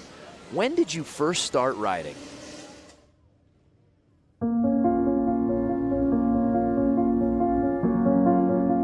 I started riding when I was very young. I had 2 older brothers that rode, put me on a bike when I was very young, pushed me and said go, didn't tell me how to stop, nothing. And ever since then, I've been hooked. I started riding 30 years ago. Why? Because I love speed and I'm an adrenaline junkie. My first Harley was a Deuce, 2001. And well, it was a dream become true when I was so young. I've been a Harley since 12 years. And I fall in love with Harleys. And I've been riding since the day I turned 16. I had a little Honda 150 delivered and I've never been off of it. I've always liked motorcycles. I had the fear of them. And my wife says, why don't you take a class and see if you like it? That's all it took, 1995. I didn't ride as an adult until I was about 40. And, but I just kind of heard the call of the road, haven't looked back since. Yeah, everyone's got a fantastic story on how they first discovered motorcycles. Lance Corey, professional rider, X Games gold medalist, freestyle.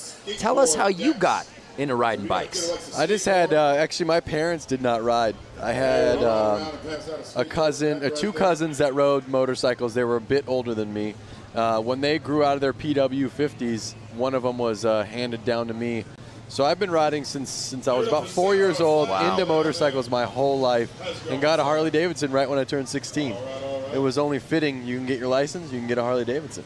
Love to hear from our fans on Facebook watching right now. When did you get your first bike, and what was that first bike? Who got you into it? Love to hear those stories. I have to say a lot of people on there have to be saying PW50.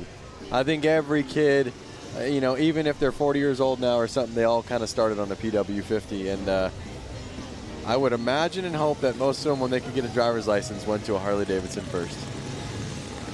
That seemed to be the general consensus out here, that's for sure. And we move on to our action. And then you see the sun fully setting out here now as that starting line getting completely shaded. Hot Dog Guy has really taken the comment section off the rails here on Facebook. We'll try to find him, but we've got some racing to get to. The mixed TROG 45. These are pre-1952 bikes, 45 cubic inch flathead motorcycles. Again, and you saw that, it said tank shift. So these guys have to push their clutch in with their foot, shift with their hands. So they're gonna have to take their hand up the bars during this race. Ooh, well, at least it's smoother out there for them.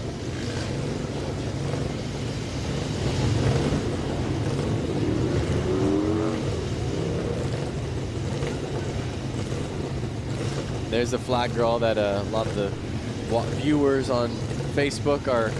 There's been some standout performances out here today. Flat girl leading the gate. Obviously, Hot Dog Guy coming in hot. Hashtag Hot Dog Guy. Please, if you're out there watching this and you love that, please hashtag Hot Dog Guy. We're going to run them again right after that, but we're going to reverse the order. Just give everybody a fair shake. And you see, even with the course holds and the maintenance, fans are not leaving. They're here to watch some action.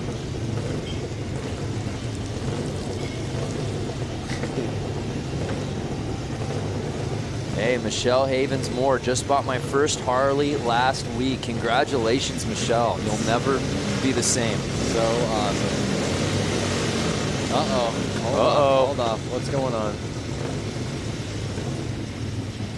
Oh, are they shutting their bikes off?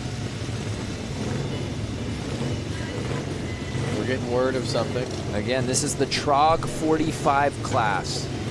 These bikes are pre-1952, and we're just getting word that they're actually adding 2 more competitors to this heat. Why not fill the track up with more riders, a little bit more going on? Let's go to the pen.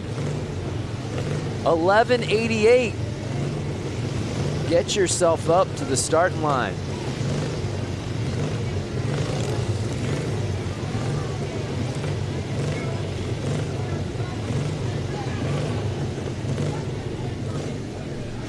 And here comes the 313.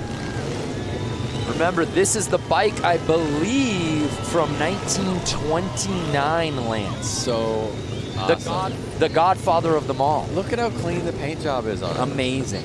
This does not look like a bike he should be out there. No. Scrambling. And the with fact these that he's dudes. scrambling out here on the sand with this bike that's How's my 90 dude- years old how's is my just dude remarkable. How's my dude number 77 with a ciggy in his mouth? All right, we've got a complete heat. Let's get it on. Look at him getting roosted in the back of the gate. They're off. That roost does not feel good. You ever been sandblasted? Never. It takes paint off of stuff. So it's 69 getting the whole shot. Does he leave the inside open though? He does, and it looks like the 77 bike takes the lead on lap 1.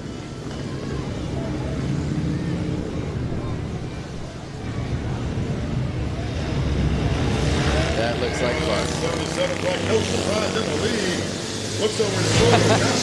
77 say, come on, give me your best. Say, come on, I got a ciggy in my mouth.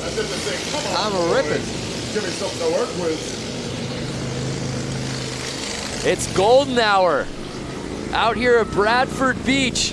We have so many 313 fans out there.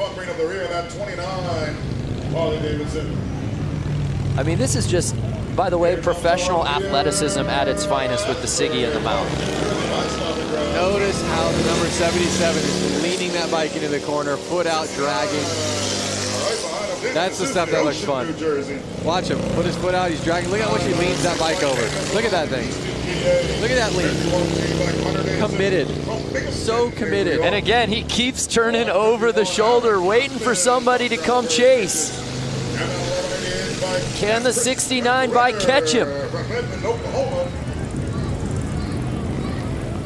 Look at that. His bike's starting to smoke though. Was it smoking like that when he started? Yeah. And I don't think it's the cigarette. No. Ladies and gentlemen, your winner of that heat, number 77, Josh Cone. Josh Cone. What a great race. Uh-oh. Bike might have broken. Well, it picked the perfect time to do it. And the TROG 45 main. Love seeing these stories, by the way, from all y'all talking about how you first came across your first bike. Keep them coming. We're going to bring these guys back around. We're going to run them again in the reverse order that they've been. Well, he might have a leaky valve or something right now. Is he looking over his shoulder to try to, you know, say hi or kind of show off? What do you think? That's what I'm trying to make a point of. He keeps looking over. I think he's encouraging his fellow riders, hey, come catch up. Does he have a knife on the side? This guy is a savage. Wow. Knife sitting. He's holstering a knife, smoking a cigarette. Doing donuts. Doing donuts after the win. Life is good for 77. My boy Josh out there. Look at the smiles after the race. Look at that. Everyone's smiling. Less cell phones out, more smiles. Yeah.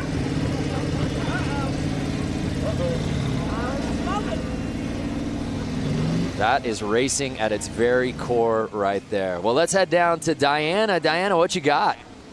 You know, we give the people what they want around Yes! here. You were saying on Facebook Live that tons of people were saying, who's the guy in the background eating the hot dog? That's Kevin. And Kevin is a Milwaukee local, and he clearly loves hot dogs. He's even out in 95 Harley, and I do love hot dogs. Yes. He has a 95 Harley, and he loves hot dogs. So, Kevin, you're a man of many talents. Let's talk about it. You're an engineer. You have a boat. You have a Harley. What else is on your bucket list? The 120th, I think that's going to be better. We're going to have faster racers here, and Milwaukee is going to be having a world championship with the Bucks, and the Packers will be 3 years in a row Super Bowl champions. God bless Wisconsin. We love Harley. And cheese. Manufacturing, I want them to stay here, but God damn it, we love Harley. Amen. Woo! This guy's famous, and we give the people what they want. Hot dog. Where's my beer? Okay, so Brandon Lance, we're going to take it back to you, giving the people what they want right here. Kevin! Our day is complete. Diana, thank you so much for tracking down Hot Dog Guy. We thank you. The people of the great state of Wisconsin, thank you. And everyone watching on Facebook, thanks you. A lot of Hot Dog Man fans out there, that's for sure. Amen. Buy that guy a beer. We gave the people what they wanted. Hot Dog Man for President 2020. For those of you just viewing right now. Yeah, going, what, why, how, where? Earlier, Diana Dahlgren was interviewing somebody out there in the infield, and that fine gentleman just walked up behind him and just unloaded on a hot dog on camera and really stole the scene. And Lance and I, to be quite candid, we haven't been the same since. No, we pulled our phones out, taking photos of it. It was definitely a highlight of the day. Well, Diana, of course, is busy on top of doing the sidelines here today. She also catching up with the fans. She caught up with some a little earlier today and asked that philosophical question, what does it mean to be a biker? Here at the Harley-Davidson Museum, it's a constant festival, a revolving door of thousands of people who share a common passion and a common philosophy. I'm sure you get the same answer from everybody. Freedom, you're out there in the air. I mean, there's nothing inhibiting you, or you can feel the road, you can feel the wind. To be a biker, you have to be resilient and willing to be flexible. You have to have a sense of adventure to be able to enjoy Harleys like you're supposed to. To be a biker, you have to be free. It gives you the freedom to go out and do the things you want to do. Something you really have to do. It's not something you can explain, really. It's a part of just the whole camaraderie, the family. You get on one, you kind of forget what your problems are, you forget what you've done all day. It's just a matter of realizing what you've got and enjoying it. To be a biker, you have to be someone who loves to ride. I mean, that's the reason we do it. Something just kind of hits you here. It's just the rumble. I just love it. I get tears in my eyes thinking about this one. It's a way of life. It's something I've been doing for 52 years. And once you get on a bike, it's so free. It's just a freedom that it's hard to describe unless you do it. I'll never forget the first time I got to ride. It was on the back of my dad's bike, and it was indescribable. Luckily, some of my friends are able to put it into words.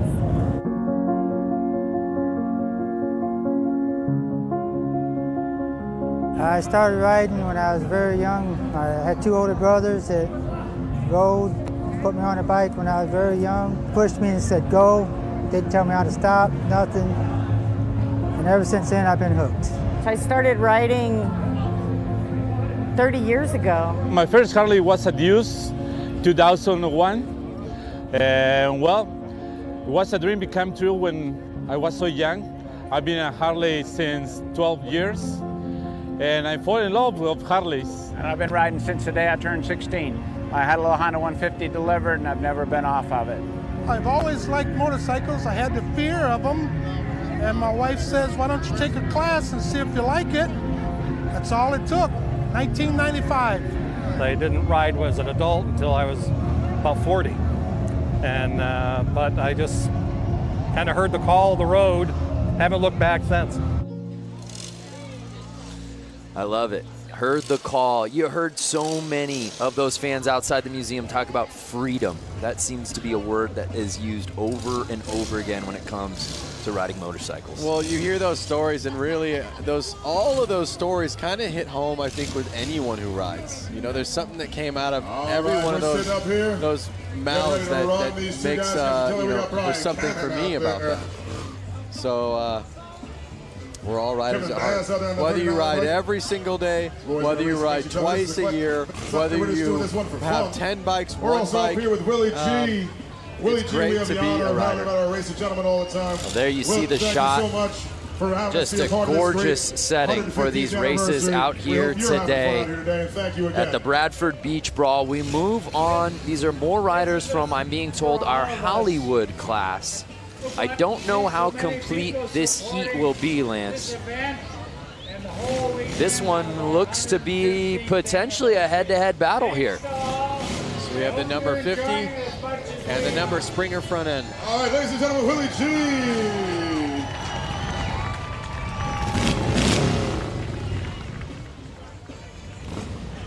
So that 50 bike has had no problem with this course out here today.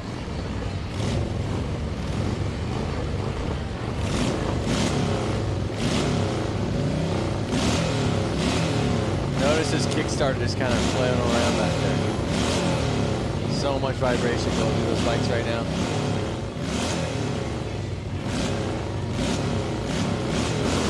And they're off.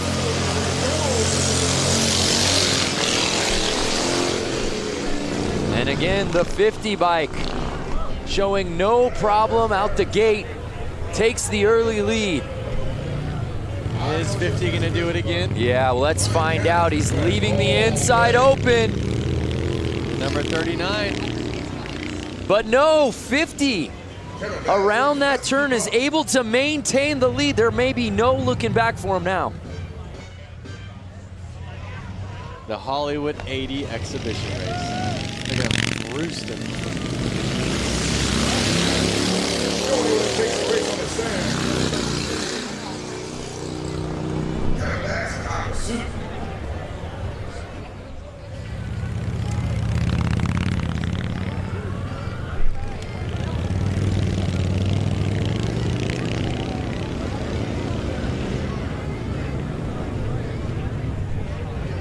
Again, they have no suspension. The suspension they do have, I guess, is that little teeny spring kind of bopping their seat up and down. And to no one's surprise, it's Brian Cannon, ladies and gentlemen. So Brian Cannon just keeps winning these heats, whether it's a semi, a quarter, a final. Oh, and he does what he did in his first race win. Drops the bike after the checkered flag. Maybe it's a signature move. Love it. Steve, no fear 50. Yeah, that's the way he's been riding today. Lance, what's the oldest bike you've ever ridden on? The oldest bike I've ever ridden on, it's got to just be my 56 Panhead. I don't think I've ridden anything older than that. I've had older cars, 52 Oldsmobile. But when you really think about it, a vehicle from the 50s, I mean, that thing is almost 70 years old. Right. You know, I mean, it's just incredible. I definitely get mind blown. And obviously they don't like to wake up that easily either, if you notice this right now. I think she gave him all she could today. The fact that he's gotten through 3 races with this bike and has been the first one in the checkered flag in each of those 3 is impressive enough. And that bike is held up. He gets it started. And this one a victory lap for Brian Cannon. Like Michael Shepard said on Facebook, the first time he fell was practice. That one was for real. Another big round of applause for Brian Cannon. He dug it on out of the sand. Bringing it back around for you right there. So Brian Cannon showing love to the fans out here in Milwaukee. Great day of riding for him.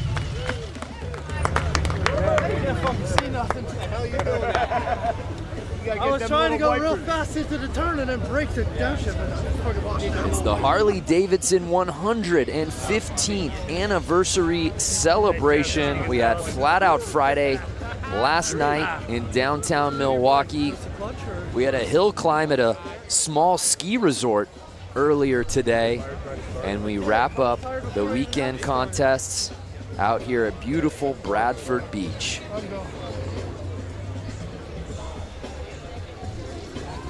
no bad seat in this house because, well, Lance, we're at the beach. That's right. Weather's nice. Beautiful sky. Sun slowly setting. Ooh, Daryl Jewell, first bike was a 1960 Triumph Cub.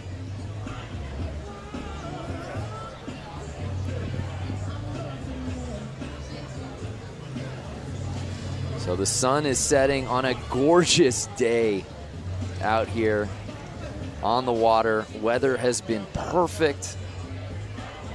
The conditions have been fantastic. Folks, I got crazy Uncle Harry up here. He's riding that rail car. All right, come up here, wave to everybody out there in the field. This is crazy Uncle Harry. And we're still not done. Look at that sunset. Come on. Well, it's a 1932 Chevy truck chassis with a 51 Hudson Hornet engine. Which Instagram filter is that?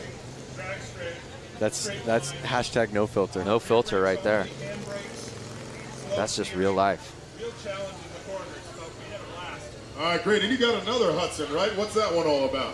I've got two others. I've got a So it looks like we've got our next class starting to slowly line up. We'll get word on who that is. Thank you, Harry. We see the 1188 bike Uncle Harry, man, out he's been here. riding that rail car. I'm being told it's the brakeless 45.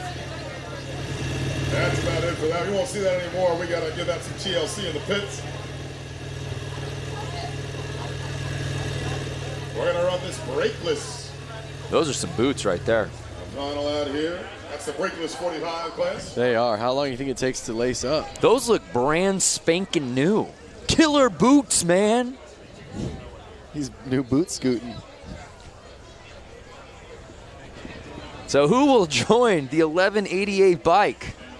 This isn't just a timed race. Let's get some competitors out here. Yep. Well, one thing I have to say is the hooligans are coming up right after this class. And I'm excited to see those guys bang bars. Yeah. You know, Ooh. Rubbin's racing. Chad Mata with an interesting idea pitch. Hot Dog Man on a bike. Maybe for that last hooligan race, we can get him out here? We've definitely already signed a contract with him. I'm actually representing him now, by the way. He's my client. So it's all got to go through me. Holy cow. I'm going to get my 10%. Believe you me.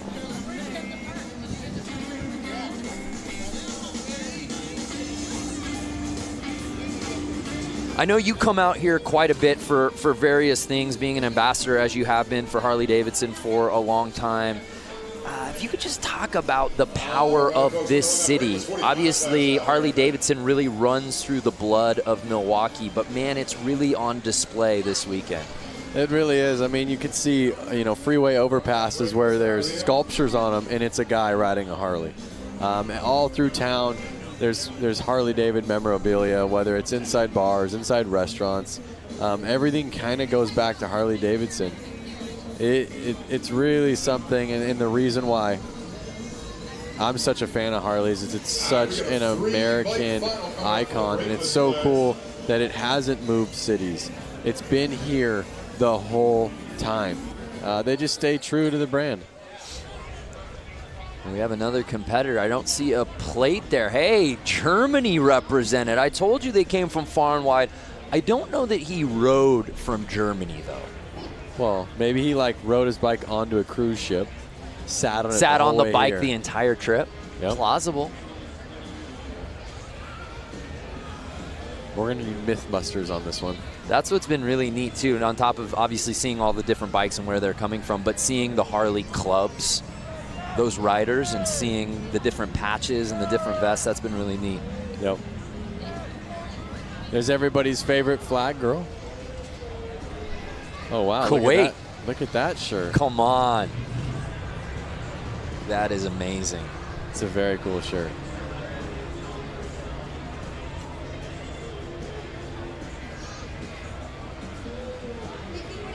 Charleston, South Carolina represent. And as we're taking a tour of different fans watching here in attendance from different places, again, let's reset the question on Facebook. Where are you people watching from? Hey, Sturgis, you were just there. I was just there at the 2018 78th, just like that Did guy's you shirt. get that frayed sleeveless shirt? while you were there? I did not. That's your look, though. Or you only do that with the jean shorts. Yeah. You don't do that with the tops. The jorts. That's right. The jorts. Yeah. Coleman Warner, CCR, playing in the background. That's right. Very astute. Well, let's head down to Diana Dahlgren. Diana, what's the vibe like down there right now? I am standing here with a hooligan, Benny Carlson, and you know what? We know him because, put your arms out. We got to show, there we go. We know him because this flair that he always has coming off of all of his jerseys. Very well known. We've seen you at X Games, avid flat track for hooligans. Talk about your experience. It's been good. You know, we started doing it on a road race bike, actually, and then we finally built a Sportster this year. So this is our first full season riding the Hooligan Series. So we've been doing quite a bit. Went to Sturgis. We had good results out there, and we're having a lot of fun out here. You know, last night I saw you get out there super quick on the indoor flat track when they had an oil spill. One of the guys' brake rods put oil all over the track. You were quick to get out there, give a helping hand. Is that the kind of camaraderie that happens in this community? Yeah, that's what's fun. You know, back when we were pro racing every weekend, it's kind of a cutthroat deal. So when you're talking with the hooligan guys, it's one big community, especially all the guys from Milwaukee. We got a slew of guys that are fast that are going to run up front here again in the main event. And we're out here together as a community, and that's what it's all about. Benny Carlson, please let everyone know the dealership that's supporting you. Yeah, I tell you what, you know, when the phone rings and Joe and Wayne help call from Suburban Motors, Harley-Davidson up there in Thiensville, great dealership. They've been putting me on fast Harleys for a long time, so I can't say enough. Thanks. All righty, Benny Carlson, guys, we're going to go racing. Let's do this. All right, folks, we got this brakeless funnel out here. Brakeless. So, yeah, brakeless 45s. Have you ever ridden a bike that was brakeless? I've never gone brakeless. Not with a motor on it. I've done a brakeless BMX bike. How about yourself, Lance Corey? I can't say I have. You know what? I've taken a bike off of a lift and not compressed the brakes after, and the brakes don't work for about 2 or 3 squeezes, and it's scary. Kind of a rookie move on my part. These kits are awesome, by the way. Look at these the sweaters. That green and gold is really clean, kind of Packers-esque out here. And it's 15 with the lead, Johnson. And Detroit, Randy Hayward. Johnson, I believe, took it away in the last one. Am I correct? That is correct, sir. Yep. Building a really nice lead as he's hugging the outside. Got it squirrely there for a second. This is the main that Warren was involved in. That's when right. He went up and over that berm.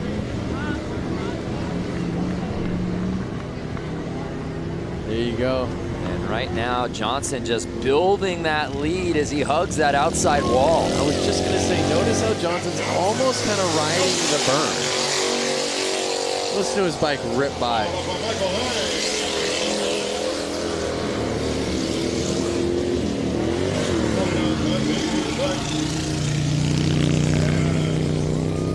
Detroit, Randy Hayward. Uh-oh, we got a bike stalled out in the corner. Well, I don't know if it was stalled out, but it was stuck. There he is. Yeah, 1188. What's going on with his bike? In the new boots. New boot scoot. Notice some of these guys like himself, they're not wearing glasses, goggles. I mean, you get one roost. Yeah, these are brave men. I mean, we're talking about sand here. Look at that, riding the berm. Yeah, Johnson just leaving no doubt about it. Whoa. Oh, no! Just as I say that, he makes things interesting, but he's built such a lead, Lance. Don't speak too soon.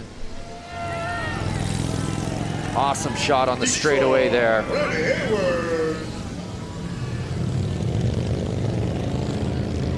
Look at that. Wide open for the checkered. On the gas. Epic.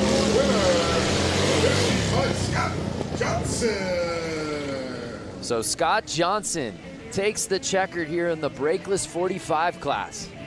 Yep. And he went out front. He owned that race. Yeah, there was no doubt. Got the whole shot. Rode outside early, and then there was no looking back. Let's take another look right out the gate. Just so much control right from the start. He had it in his eyes. He had it in his brain. I'm going to be the first one in corner one. I'm going to rail these corners, and I'm going to take home this checkered flag. Scott is a local, so, you know, did he sleep in his own bed tonight? Was he the most comfortable? Was he secretly training on these beaches? Big round of applause for Randy, everybody. Detroit. Yes. Nearly a 90-year-old bike. Yeah, just incredible. 1929. So awesome. So Scott Johnson, he did make it interesting a little late, but again, just had such a sizable lead. No one could catch him.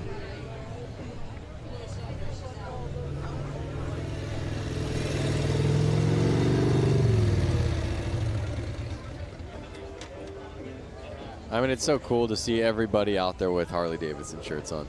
You know, I mean, it just shows you that Harley means that much to them.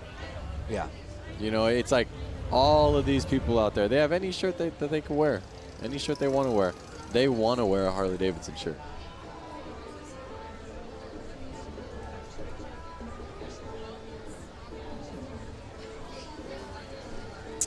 While we get this course maintenance underway, let's look back at this week. Diana Dahlgren went out to the Harley-Davidson Museum for a tour unlike any other. All right, ladies and gentlemen. Years ago, two friends, William and Arthur, came together to create Harley-Davidson. We are going to show you a little bit of the history, culture, and most importantly, the bikes here at the Harley-Davidson Museum.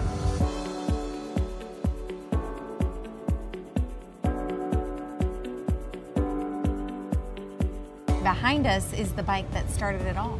Yep. Which is gorgeous. The oldest Harley-Davidson in existence. Both Bill Harley and Arthur Davidson were really avid bicyclists, and Bill Harley actually worked for a bicycle company here in Milwaukee, and their first project was to build a motor to literally put in a bicycle. You can see how they kind of shaped the frame so that it would embrace the engine, and that kind of set the standard for what we still do now. Can I write it out of here? Well, first of all, you'd have to guess it out. This is actually dated July 20th, 1901. This is original. So this is the original drawing from Bill Harley And for, where did you recover? for How a did bicycle. you recover this? The Harley family saved it. They had the foresight to save stuff from almost the very beginning. Over there is the book from 1907 when they incorporated, and they actually began a program of saving at least one bike new right off the line in 1915. Wow. And we do that to the present. When we were back there, you know, you look and this looks like a whole motorcycle. Right. And as you walk in, Wow, I didn't even notice that till now.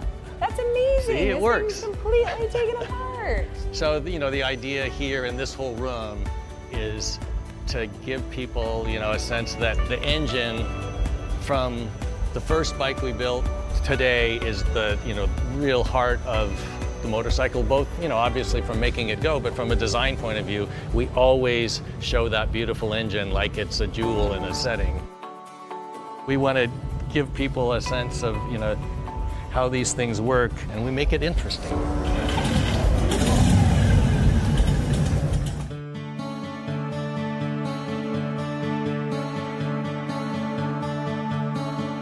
By 1920, we were the largest motorcycle company in the world and sold over 28,000.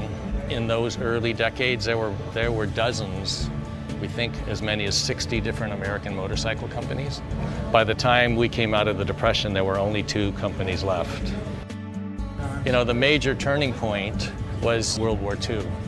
Over the course of World War II, we made almost 90,000 military bikes.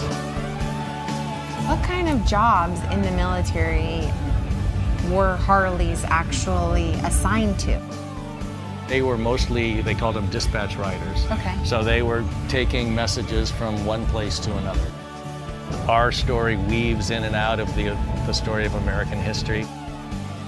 this is the bike that this badass cyborg Arnold has to ride. Schwarzenegger. The real Captain America in the comic book, he rides a WLA. Right. The original didn't come with flamethrowers and stuff like rocket launchers.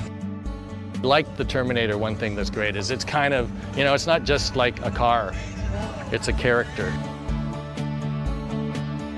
So Jim, we've walked around. There's a lot of stuff in this museum. Yeah.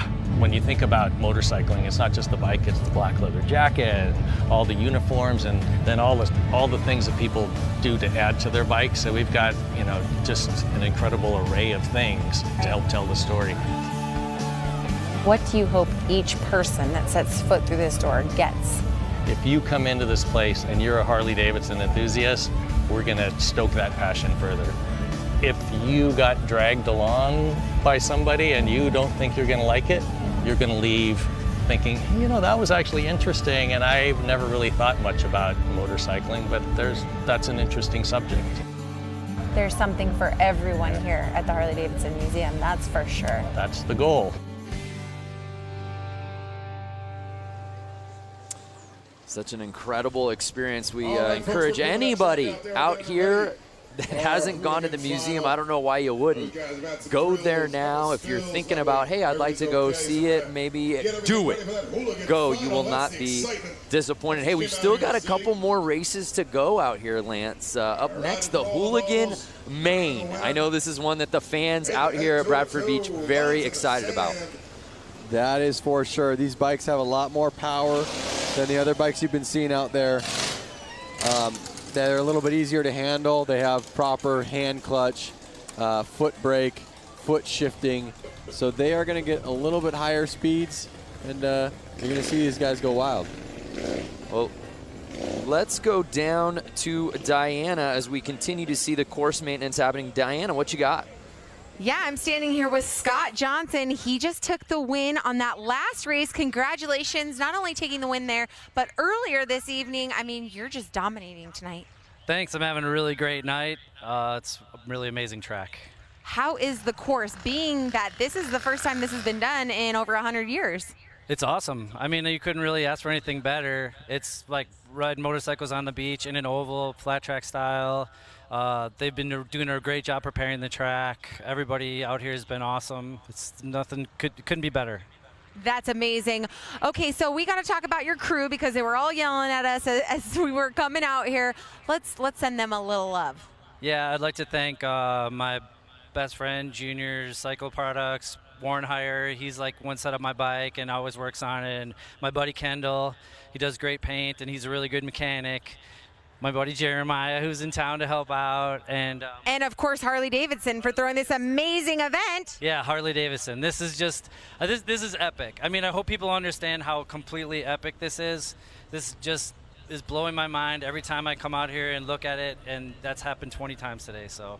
That's right, completely epic. Doesn't even describe how amazing this experience is to be on Bradford Beach. I mean, like I said, over 100 years since the last race was contended here. So guys, we're gonna get ready for the Hooligan as soon as they get done doing this track.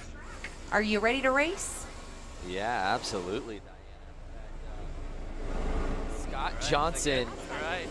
Scott Johnson, by the way, if I'm giving out an MVP award out here for the Beach Brawl, I think it's Scott Johnson. He's had himself a day. Yep, and look at it. He's just like calm and collective over there. Here's a crazy idea. What if instead of just, you know, softening out this course, what if the rollers there you see behind the water truck, what if those guys went head-to-head and raced this course? We had a couple people on Facebook asking for that. I have no idea what the top speed is. I feel like they're going as fast as they can go. Would it be dangerous if they accidentally went off the course? Yeah, absolutely it would be, but that's part of the appeal, I suppose. Okay. So that way there's never really a course hole. When they go racing, let me know so I can get as far away from this as I can. No, you're calling it, my friend. So if you're just joining us, hopefully you stay with us because you're in for a treat. We've still got some huge races coming up. The Hooligan Main the TROG exhibition right around the corner as we get this course ready. It's the Harley-Davidson 115th anniversary celebration. We had flat track racing indoors last night at Flat Out Friday. We had a hill climb out earlier this morning at Little Switzerland Ski Resort. And we end our night out at the beach. All right, folks, we're wrapping up the track maintenance. We're sending these boys around for the Bradford Beach Brawl. And I believe that if the viewers watching right now didn't have an opportunity to tune in live to last night's flat track racing as well as this morning's hill climb, they can actually go through Harley's Facebook, find those videos, be able to kind of watch the times that they want to watch. Ooh, that is correct, sir. Yeah, so right now we're live. If you're watching the beach, we are very much live, but you can go back and relive the great moments from the weekend. Say you're a big hill climb fan, but you missed it. You had Saturday plans.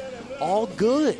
Go find the video of all the races. We got a cornucopia of highlights for you to go watch. Go find the video of JJ launching his Sportster up Little Switzerland Mountain. Was that ever a run? Let's head back down to Diana.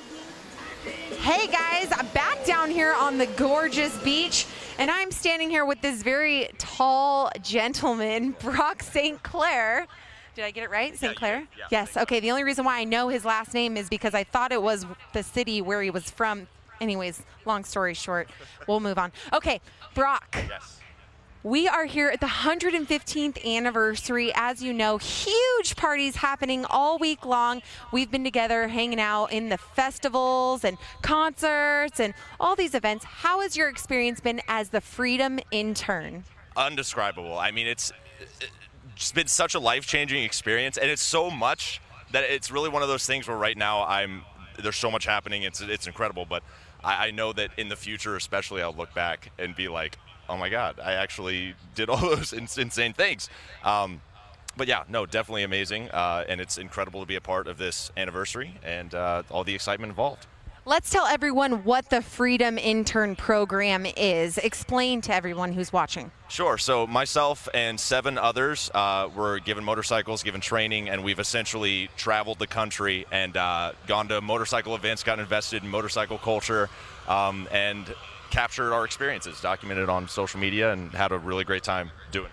He forgot to mention that him and 7,400 other people in the world, 7,500 other people applied for his position. Only you and 6 other people got it from all over the world. Tell us where you started for the ride home. I started in the Northeast. I was in Boston, and I met up with the crew in York, Pennsylvania, which is where the plant is. So we got to tour, and then we rode back with the crew. They were all great. It was super fun. And go through the rest of the Freedom interns. Where did they start? Or where were they riding this summer, I should say? Okay, so Tessa and I rode out to the West Coast initially. Alex was down in the Southeast. He started in Florida and then was all about, I think he went all the way out to the West Coast too. Has done like 11,000 miles. He did the Iron Butt Challenge, actually, which is 1,000 miles in a day, which is insane. Emma's out in California. Han has been up in the Northeast through Maine. He's from Ohio, and he's been really just all over. I mean, like, we've seen so much of the country in such a cool way. I mean, there's no better way to do it than on a motorcycle, so really awesome. Well, these 7 Freedom interns, they went through extensive interviews, and they were the lucky winners. Congratulations. Thank you for representing our brand, Harley-Davidson, in such a wonderful way, showing young people as well. He's only 21 years old, showing the young generation that they can take out a huge hog, a street glide, and roll it around the country, 14,000 miles worth, give or take. So thank you so much, Brock. Thank you to the rest of the Freedom interns. We hope to see more Freedom interns next year and the years to come. Hopefully at the 120th anniversary, we'll see some more, and we'll see Brock come with, hey, maybe a wife or kids. Yeah, we'll see. All right, guys, we're going to take it back up to you. Hashtag Find Your Freedom. That is such an amazing program. You know, I applied. Didn't even hear back from admissions. Yeah, because you weren't going to college, train a real intern. Oh, is that what it is? I think they said they were out of college. Or oh, that makes me feel better then. Why I didn't get in. I would love the job. Absolutely. Hashtag find your freedom. Learn more about it online. Whether you ride bikes or are wanting to get into it, there's no better program, especially for young people. It's just absolutely amazing. Imagine getting into the culture, getting to document everything for social media. Are you kidding me? Be rad. Sign me up. Battle of van, machine versus sand. So the course looks good to me, Lance Corey. I feel like the show must go on. The show must go on. We have the flagger girl out there getting ready over at the starting line. You having fun? I see you out there. All right now. Look at those colors. Yeah, everything is just absolutely outstanding out here today. Weather's still so good. We've still got some sunlight to work with here. And as long as we got sun, we're racing. Yep. If your friends are calling you up, wondering what you're doing right now, they want you to come help them move a couch. They want you to come help them do some yard work, spread some mulch out. You tell them, I can't do it, brother. All right, so it's I'm at the Bradford Beach time for that Brawl. hooligan That's right. main. Curious for those fans watching at home, do you have a favorite hooligan? Do you belong to a hooligan club yourself? Be sure to tag Harley-Davidson, tag all that stuff, tag the racer gentleman, hashtag Bradford Beach Brawl. Do it up, let everybody know where you're at. Make all your friends Lance, I jealous. know you being an LA-based guy, you're very close to so many of these Southern California hooligans that we've seen out here this weekend. I'm not sure if any of them really made it into the out into this one, yeah. Into the main. A lot of guys are coming out of the woodworks. A lot of good riders who, you know, are 9-to-5ers. They're out there. Yeah, they are out there. They're actually coming on the track right now. The hooligan main event is going to happen. We are seconds away.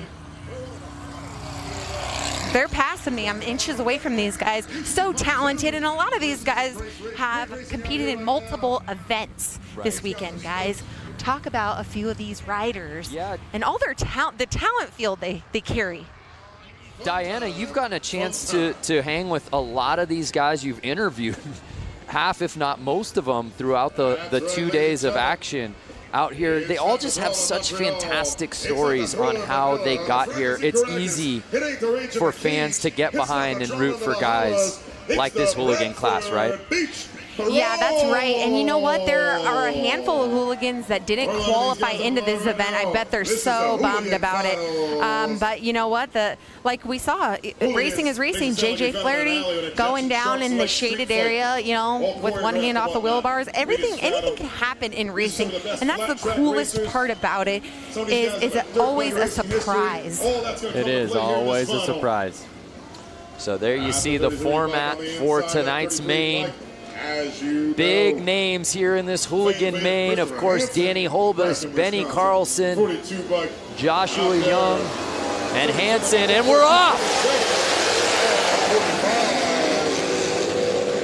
And again, remember, these bikes are faster and they're easier to handle than those old bikes. We're gonna see some fast racing here. And we're seeing more of the same from Hansen. We saw it earlier in his previous heat, taking the lead, going tight on the turns, and he looks like the one to beat, Lance. It looks like he's out there in front, and he's not letting off. Looking back. But he's looking back.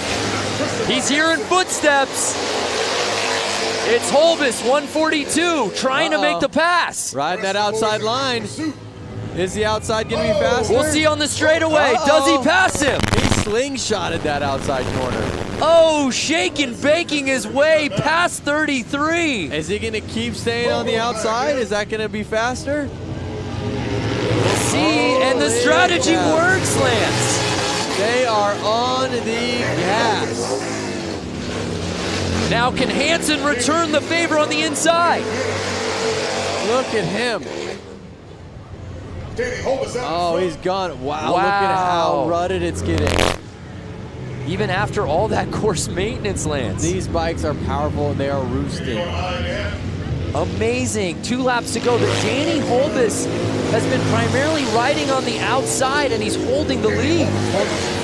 Notice Holbus on that corner, on corner 4. He's actually riding the berm. Look at how high up he's going. Look at that. He's getting up on the berm. Watch him come out of this next corner. That's not easy to handle that bike through that. Watch him come up on this berm right here. He went up. Yeah, he's riding up on the wall. And that's it. Danny Holbus winning the Hooligan Main out here at the Bradford Beach Brawl. After Hooligan winner, ladies and gentlemen. Hopefully we can get a replay of that pass. Yeah, that was awesome. That was the pass of the night for sure. Holbus takes the win, followed by Hansen and Mishler rounding out your top three. I hope you guys can hear that, those engines ripping by our booth. And again, it was Hansen taking the early lead, had the whole shot, was riding the inside, couldn't ask for much more, but then you just see 142 Holbus zooming around that corner and on the straightaway, and there was no looking back, Lance. Yep, it was that slingshot effect. Look at these ruts, just squirrely. A well-deserved victory lap. Running around with a checkered flag, showing that pride that he just won. And these guys didn't just win this race. He had to go through qualifiers, heats to make it here. Oh, 100%. It wasn't just, oh, one race and you won. No, it was proof in the pudding that it took all day to get this checkered flag. All day, that's an understatement. We saw him out at the hill climb earlier today. He's had a full weekend, right? Just like we've had, just like you viewers have had. And it's been awesome. So Danny Holbus taking the checkered flag here in the Hooligan Main, doing it in dramatic fashion. That's it right there, folks. That was his victory lap, winning that Hooligan class. That's exciting, ladies and gentlemen. Danny. Dan Mulder, 142, was riding the wall of death. Danny Holbus, that's right. So awesome. So a great win for Danny, a great race all the way around.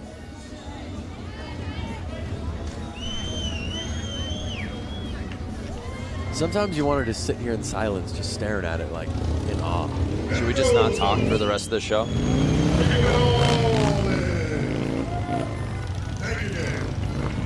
Hopefully Diana can get down there and get a quick interview with him.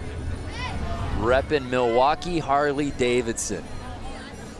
Danny Holbus, and let's send it down to Diana, who's with our winner. Oh, he said he had a funny story with me, but anyways, this is Danny. Big round of applause for our Hooligan winner. This has got to be such a special feeling for you here this weekend. Huge party happening, and you took the win for the Hooligan class. Yeah, I'm super pumped. I have so many friends and family here. It's been a super awesome day. I just can't thank everybody enough that's had my back. You know, all my friends, everybody at Milwaukee Harley, Fuel Cafe, WFO Racing Online, Blue Moon Customs, Von Zipper. I just can't thank everybody enough. I'm so happy. Like, I woke up this morning and we went to the hill climb and it was pouring rain and I didn't even think that was gonna happen. And it turned out perfect. Perfection. He rode the outside line for the win. Give another round of applause for your Hooligan winner, Danny Holbus. What an awesome race. What a win it was. I want to hear the story that he was teasing to Diana before he got the mic. We'll get that later, I suppose. But Danny Holbus, heck of a day. Saw him out at Hill Climb, performed super well out there. Made his way over here to the beach. Uh-oh, is this another Hooligan class? These are all a bunch of hooligans that I see. What gave it away? They're shirts that say Hooligan? But wait a second. No, I see. This looks like TROG up here at the starting line. So right now we're racing that TROG 45. These are the TROG 45s here. TROG 45 class, these are all. Our final race of the evening. Do you know what TROG stands for? Tell me. The Race of Gentlemen. The Race of Gentlemen, which makes sense as today's race is presented by the Race of Gentlemen. There you go. TROG. 2 and 2 together. You think that was a coincidence? But did you not really know? No, I just wanted to hear you explain it. We talked about it in meetings all day long. The race of gentlemen, TROG. Keep an eye on these guys. So this is it, the final race of the weekend here at the Harley-Davidson 115th anniversary celebration. These guys are about to give it all they got. In the finals of the TROG 45 class. Checkered flag girl looking at them, making sure they're all ready to go. And they're off! 6 bikes, our final race, oh no!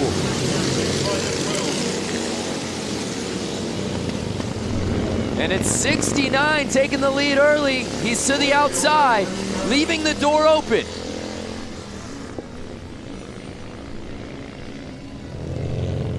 There they are again. Compared to the hooligans, these bikes are a lot harder to ride.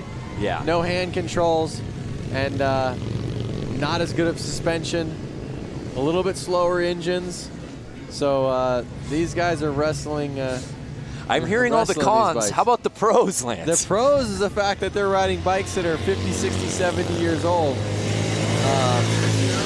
and they're keeping the dream alive. You know.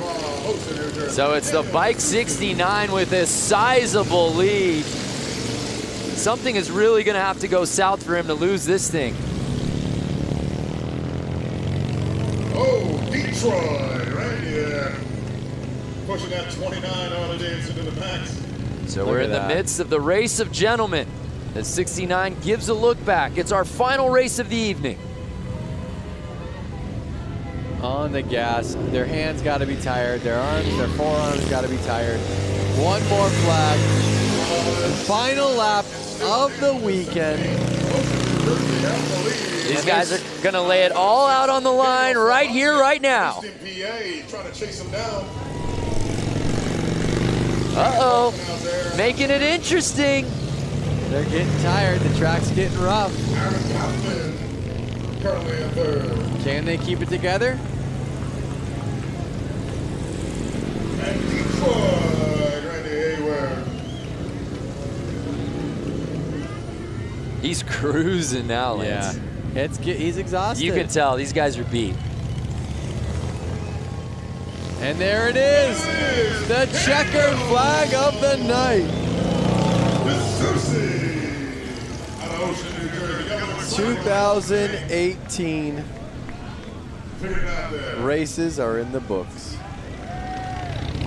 69 putting it down on the final race of the night, and the race of gentlemen officially in the books here at the Bradford Beach Brawl.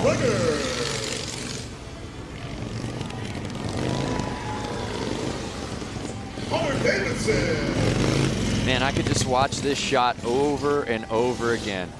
Oh yeah. And Detroit, Randy.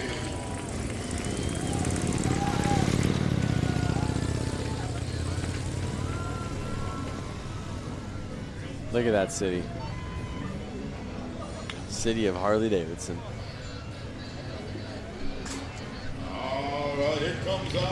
What a day of racing. What a weekend of racing. Congratulations to all our competitors here at the Bradford Beach Brawl. We kicked things off last night under the lights in the arena with Flat Out Friday. All the guys and gals putting on a show under the roof. So much fun, so many different classes full of mayhem. Everyone getting involved in the action. And the fun just continued as we moved on to today. This morning, the Harley-Davidson hill climb at Little Switzerland. Lance, some bikes had more trouble than others. That is right. But everyone seemed to have the time of their life, particularly on that mogul. Definitely, the mogul is what separated them today. Yeah, absolutely. The riders and the fans alike pushing all of the extremes, the pouring rain, and then we wrapped up our weekend of racing with all of our classes out here for the Bradford Beach Brawl presented by the Race of Gentlemen. It seemed like every class had a little bit of everything. Been awesome. What a weekend of racing. Thanks so much for watching the 115th anniversary Harley-Davidson celebration.